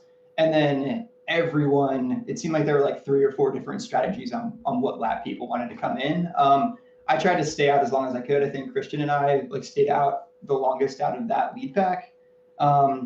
I just wanted to try to like shorten up my final stop. So I knew like if I could kind of eke out an extra lap, things should be a lot shorter for that final pit stop. And then it worked out where I filed out right beside Herrera. And yeah, and at the end there, I was kind of just like following him, hoping we could maintain the gap back to Connor. And I forget who else was back there, Eric. And so I was just kind of like chilling out, hoping that we could maintain that. But as soon as basically they got into drafting range, I was like, all right, I got to pass Chris. We got to make this a battle. I don't want to be the loser in this situation and end up in the back of the four. And it ended up working out.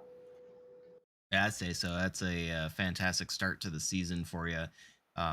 Somebody who had pace all last season too.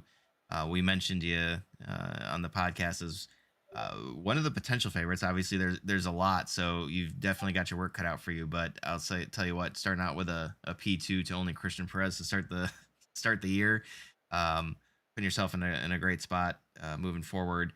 Um, this Yeah, was Christian doesn't count anyway. right. Right, exactly. um yeah, so Okayama was, I think, one of the ones that I was looking forward to. I don't For me, it didn't disappoint. We saw different fuel strategies, we saw some really tight wheel to wheel racing. It's a nice wide track, offers you a lot of opportunity to do that sort of stuff. What are you expecting from Road Atlanta? A little I would assume, I've never run it in the Skippy, but it would be more of a drafty type um event. But do you have any expectations going into Road Atlanta? No real expectations. I actually had pretty like low expectations for this week, but yeah, it ended up being a pretty good week overall. Road Atlanta, yeah, it's going to be super drafty. I think a lot of overtaking under the draft. So as long as you're in, you can stay with that lead pack. I think it'll kind of be, it'll look similar to this, where I think the pit stops will really make the big difference. Sure. Yeah. No, great point. Well, any shout outs you want to give before we let you go? Just say hi to everyone watching, and thank you as always to you guys. And also just, yeah, really good race to everyone that was around in that lead pack. It was a lot of fun. Awesome. Well, I think it was a good overall start. There's probably going to be some broken hearts. We missed a lot of it because I was having some computer issues, which I think may be ultimately a good thing. But yeah, there you go. That's Jeffrey Decker. Thanks for joining us. Great race, and we look forward to seeing what you can do down in Georgia. Yeah, cheers, guys. See you. All right, we got Christian Perez, race winner, I should say, Christian Perez, joining us in the booth, and I don't even, you were able to just kind of walk away and check out. Is this one of your favorite tracks, or like how how are you that much faster than everybody else? Hello. Hey, How are you, how's it guys? going? Uh, well, no, no, no, I don't think so. I think that the first thing I was just saving fuel. Chris Herrera wanted to go to P1, and Edwin, I think that did the same. Well, we were staying calm behind Chris, and after the box, I saw that Edwin pitted and came into the traffic. So I just immediately I pass Chris and start to to do good laps. Well, that was a little bit that because I think that Edwin was the faster today and had a little, well, a lot of bad luck on boxes, and he would win if he does well. So well, good race. Not is it is not my favorite track.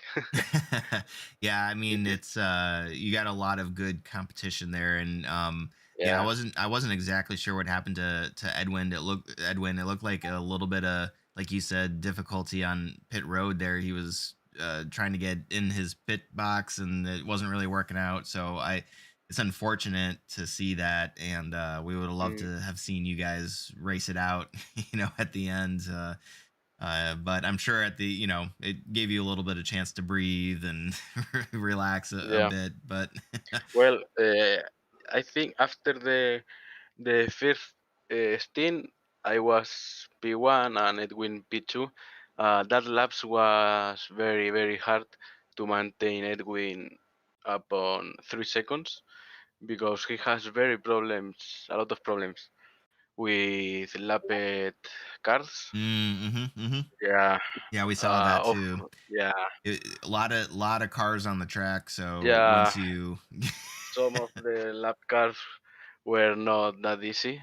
I have no problem with anyone, Mm, but Edwin has a little bit problem with that. But well, yeah, a very good race. I don't know if I could race a little bit more in the future this season. We will see. So, well, very just a good. pleasure. Yeah, it's always a pleasure to have you out, and just awesome to watch you race. I think a lot of folks really enjoy. It's great seeing somebody that fast. And the only thing else I want to say, Darwin or yeah, Darwin's on the Yeah, chat no, here. no, no. Yeah, Darwin Romero, All right, is my girlfriend, so there you yeah, go. it's a lot of love There you between go. him.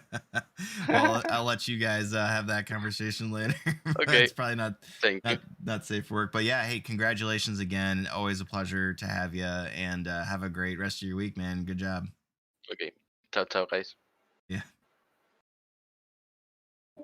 So how was that, Chris? it was a lot of fun. We had some computer issues for quite a while there, so I think we missed out on some of the unfortunate shenanigans. But I'm gonna bring Chris Herrera in, who's got a huge fan base and probably had a great race right up until probably the last 30 seconds. Yeah, I think I it's would say. exactly 30 seconds. Right? Yeah, it was 44 minutes and 30 seconds of really great racing for you. Yeah, I forget the first rule of racing. Yeah, what's that?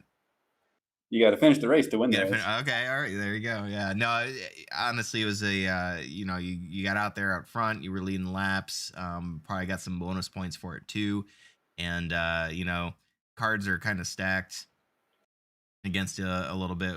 I mean, this is just a great track for fuel strategy and trying to mix it up and trying to keep track of what everybody's doing. I got to imagine at some point you're just like, okay, it doesn't matter. I got to go out and run my own race, and if it works out, great. At some point it becomes way too cerebral, and you just got to go out there and try to drive fast and make your pit stops. Oh yeah, exactly. I at some point I wish we could go back to the days without fuel strategy, because then I think the battle for most laps led would have a little bit more impact. But I understand the appeal of having one and even two pit stops, and it's just part of the strategy now. So I gotta at this point I think I gotta get used to it.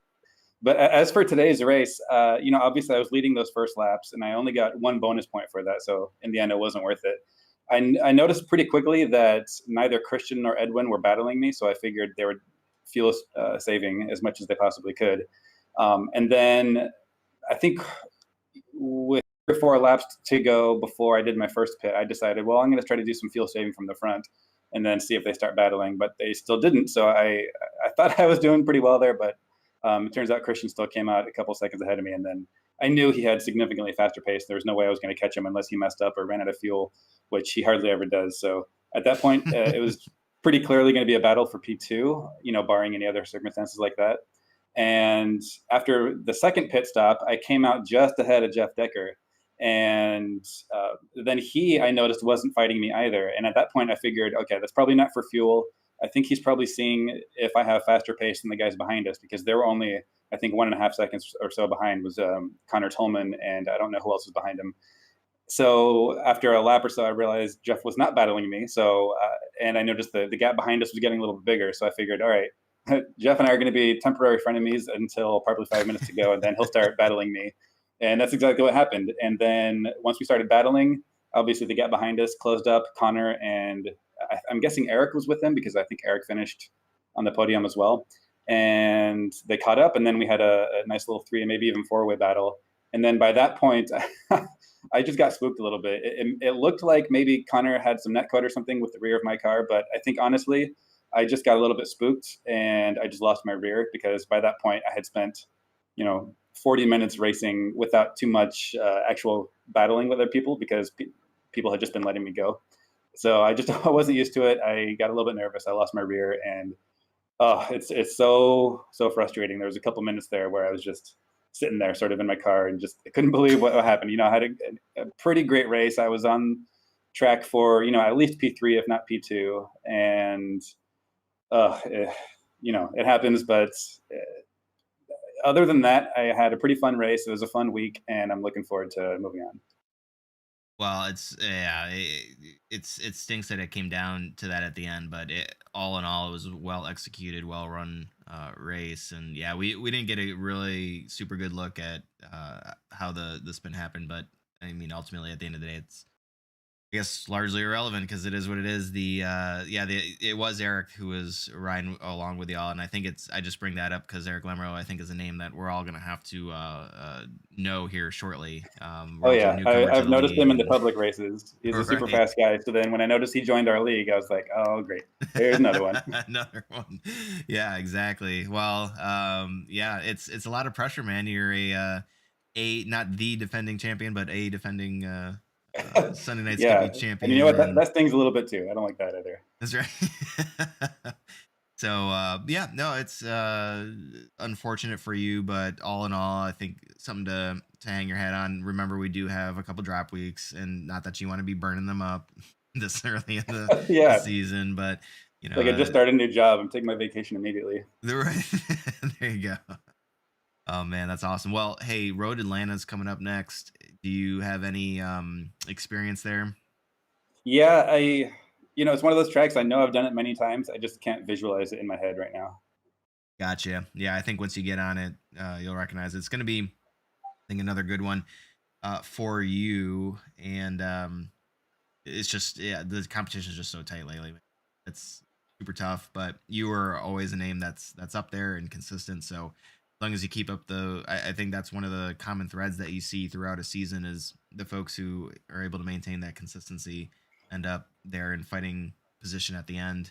And Yeah. So Actually, I was listening to the podcast that you and Ian put out yesterday. So I have two main notes. The first note is, well, first of all, I liked it very much. It was pretty awesome. I hope you guys continue with that. The first note is the racing backgrounds in the background, or the racing sounds in the background, a little overwhelming. It's hard to hear you guys sometimes. we were by the track, man. I don't know what you want to say. The second note is, up until my performance today, I was disappointed that no one picked me to be their favorite to win. But considering I didn't even finish the first race, yeah, maybe it makes sense. Well, I got to be honest with you. I was looking through to try to pick like the non-obvious people. I don't know if you noticed, but I skipped over a lot of names just because I was like, well, what I was trying to look for are folks who you could say their name and be like, oh yeah, that's interesting, to think about. But guys like you and Christian and Edwin and even like I guess I brought up Connor, but even him, there's just there's so many good drivers up there that you got to get way past the top 10, 12, 15 in order for it to even be like, oh man, I don't know if I could see that. You know what I mean? There's just a lot of good competition in there. But you know what? I may not have picked you in the podcast, but I will always pick you number one in my heart. So saying that. That's what. Yeah. He's here. When he leaves, he's gonna be like, yeah, you see that guy? Yeah, he hasn't got a chance. I mean, if you look at the results, yeah, I'm pretty far down there now. And mate, it's early. It's early. It's long season, and I will say Pete was following along. He will be joining us in the broadcast booth, but he was following along today, and he was jamming out to your tunes in between. That's awesome. So super. Yeah, that was another surprising thing. I guess sort of surprising that Pete is going to be focusing on coaching and not racing and Sunday Night Skippy this season. I joked about being happy about that, but in reality, I'm a little disappointed that there's less competition up at the top. But I understand why he's doing it, and I think it's pretty awesome. So I'm just looking forward to when he gets back. Yeah, I think we all are. I think the fact that he's still willing to hang out and add value to the league, a lot of it on top, not just some, a lot. That speaks awesome. Volumes, about him and his dedication to Sunday Night Skippy, which we're all very, very appreciative of. We're working on getting some undercover video shots of Pete, because as far as we can tell, he's actually taking this season to work out, exercise. He's working on those like hand things and the ball things, and he's being trained by Daniel Ricciardo apparently. So Watch out for when he comes Yeah, back. That's just great. it's gonna be a Rocky style montage at the end of it. But That would be so cool. But and just so you know, he did make a comment just now. So Pete has not picked his winner, by the way. So that's still on the table. But he said that he wants to know if you've had any training with the use of a calculator in the off season before he's willing to pick you. First of all, how dare he? Second of all, yes. Yes, And very much. Was it a Texas Instruments? Have you programmed it before? Like, you know. Yeah, I still got my TI-86 from high school. There you go. Oh man, that's awesome. Well, hey, you know, we joke because we just appreciate you always coming into the booth, and you got a lot of awesome folks who watch you, and just thank you for being a part of the league too, and listening to our blubbering podcast. That's a lot. Oh, yeah, we appreciate the notes. We're gonna do better moving forward, but we always appreciate the notes because we want people to actually listen. So oh yeah, absolutely. Yeah. So yeah, I'll hop out of here real quick. But thanks guys for the broadcast, everything you do, the race or the league. Shout out to everyone at Running on Empty. I think it's so awesome. It makes me smile every single time knowing that you guys are watching and participating. So it really makes me happy. So and congrats to Christian on the win. I mean, my God, that was some ridiculous pace he had. I don't know what happened to Edwin, but it's unfortunate. I saw he disconnected pretty early on. But then huge congrats to Decker and Eric for finishing at the podium as well. Very good. Have a great night, man. All right, thanks guys. You too. Bye-bye. Bye-bye. Chris Herrera was leading for quite a bit and came up a little short, but we have nothing but high hopes for him for the rest of the season, the rest of the long season. Very fast guy. Yeah, I laugh when he comes in here and he says, "Oh, you know, blah blah blah. I'm not going to do it. Blah blah blah." Watch next week. He'll be like first or second. right. You know, it's like, really, Chris, go away. Avoid as much as possible. But... Exactly. Well, you know, speaking of fast drivers, we've got Connor Tolman in here with us right now, who finished up 3 spots up in P4 and was hanging out there in the top groups. Unfortunately, had nowhere to go there on the last minute spin by the aforementioned Chris Herrera, but was still able to collect the car in enough time to walk away with a P4. So yeah, talk us through your race, Connor. Well, I spent a lot of the race just fuel saving and just hanging out behind those guys because I was a little bit lower down on pace than everyone else. Not by much, by maybe a tenth and a half or so.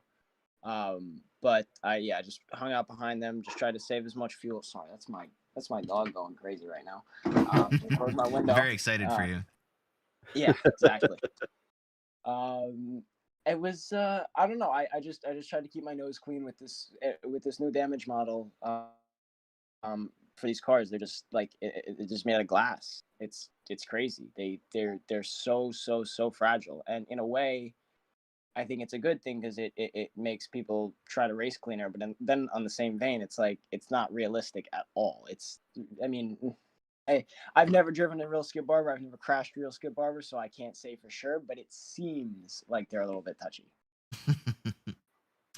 Yeah, I don't know how much I like it. There was some, obviously, in the Discord, for those of you watching who aren't in there, we'll say mixed reviews. Mixed reviews, definitely. Right. Some people love it. Some people are like, this is the worst thing to have ever been invented. Well, it is always tough. You do want it to be realistic, and that's always my go-to. But to your point, I've never driven one of these cars, so I don't know if a tap like that would render the car useless. If that's the case, then so be it. But yeah, I find it a little hard to believe that they're that it's fragile. Like your wing touches someone's rear wheel, and then all of a sudden their axle's broken. Like that, maybe, but maybe not. Doubtful. Right. I mean, right. I've seen a couple of I watch a lot of the real life skip barber videos, and occasionally there'll be a crash there, and usually, I mean, even if the car has 3 wheels, it's still pretty drivable.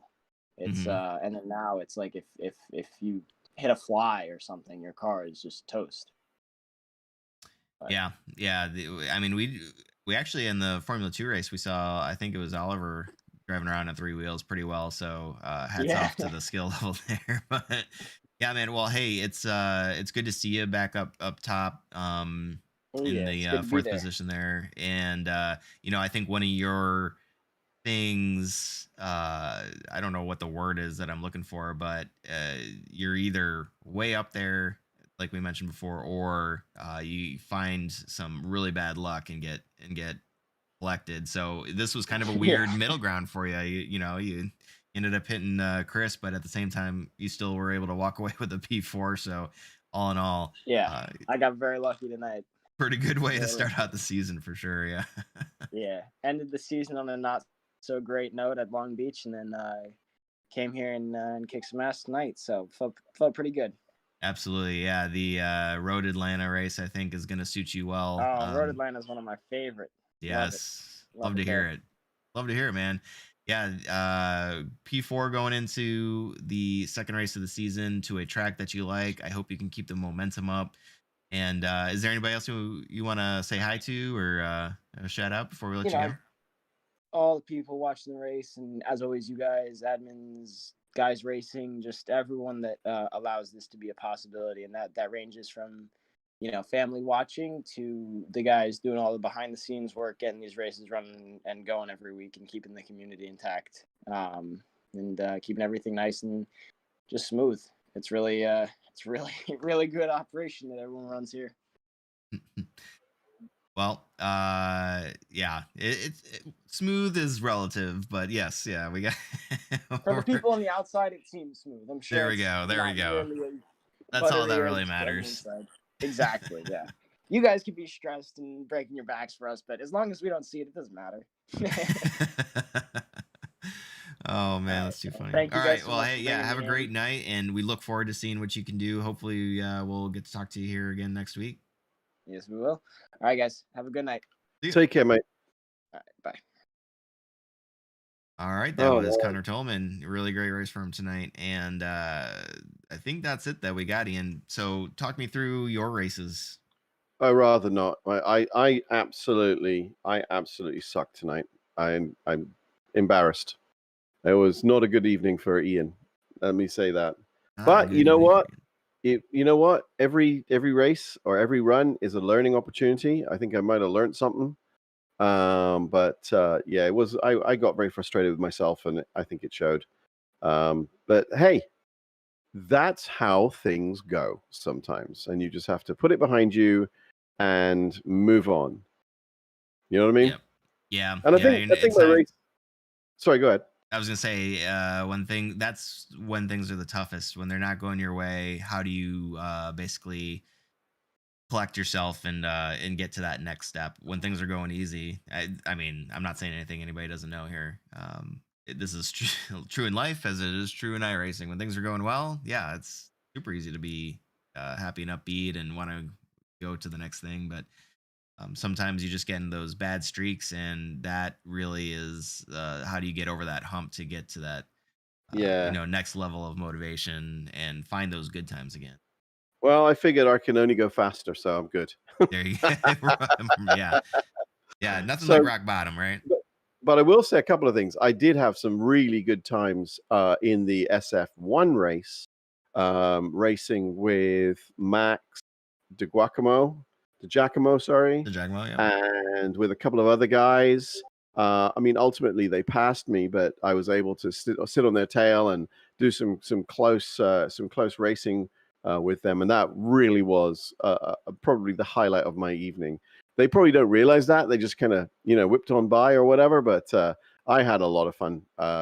Just working behind them, trying to keep up, learning some more stuff, and looking to get better for next week.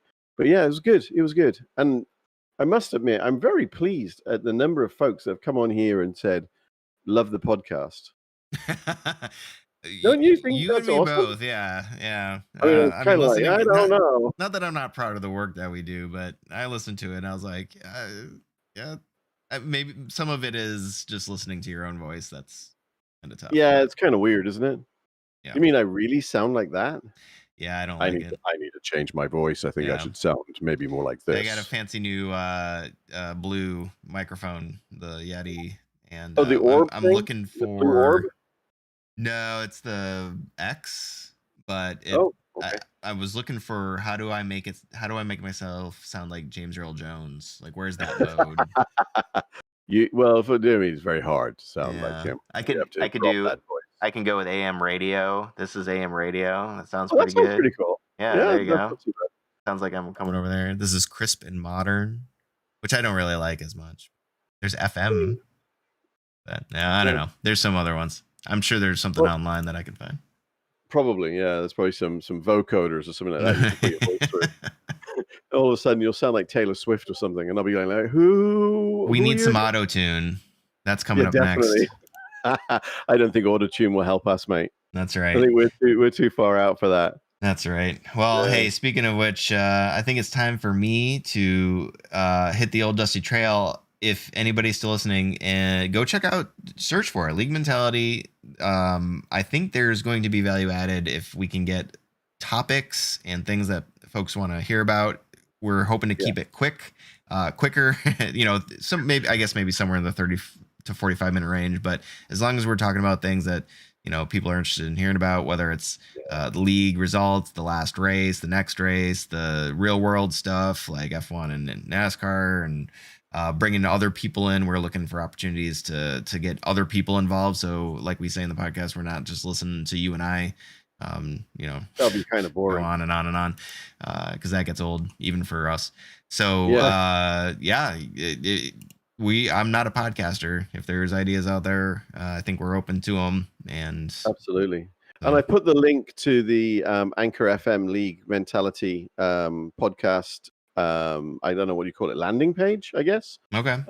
In the chat in YouTube, so it's there if anybody wants to click on it and go there. You can also find it on Spotify and a couple of other places too. I think it's on Breaker, Google Podcasts, Pocket Cast, Radio Public, Copy RSS, or is that just copy the RSS line? I don't know. And Spotify. Yeah, it's not copy RSS. It could be. It's like I'm reading the line. It's like, what's your name? I don't know. Look in the back of my shirt. Oh, it's Fruit of the Loom. So I checked on Apple Podcasts today. Your teaser is up there, but it hasn't uploaded episode 1 yet. So I think there might be a delay for some of them. Right. So if you have multiple podcast apps or services that you use, check them all out. I think there's a little bit of variation in when things get posted. So we've got 001 up, and I think 007 is going to have to be a very super. We're going to make it super special. Yeah, definitely a special podcast for 007. But yes, but Chris, again, awesome job, mate. I hope you had some fun watching some of the racing. And we'll have to have a chat during the week and have an overview of some of it to talk about on the podcast. Absolutely. Apologies for my computer acting up. I think I'm going to switch it back over to my racing rig that actually has a more legit GPU, CPU. We had some issues early on in the SF1 race. It did not like 46 cars on the grid, Ian, believe it or not. Oh, why not? My little streaming computer was crying, and oh no, that was not good, not great. But I'll get there. I'll get that rectified. This is just more of a convenience thing for me. I'll make it less convenient so we can actually get that 1440p 60 frames per second out there on YouTube, like was there requested. You go. So anyway, you guys, mind you, it might be a good excuse to go out and buy a 3080 or something like that. I'm if we can get a petition signed for Megan, I'm all about it. If any of you guys are out there that can get a handle on a 3080 or a 3090 or a 3070, let us know. There you go. I like it. I'm here for it. For sure. All right. Well, have a great night, Ian. I'm sorry it didn't work out for you. Looking forward to next week, though. Next week's a new week, new opportunity. Absolutely. It all resets. Exactly. It all resets. Well, it's good night from me. And it's good night for me. See you later.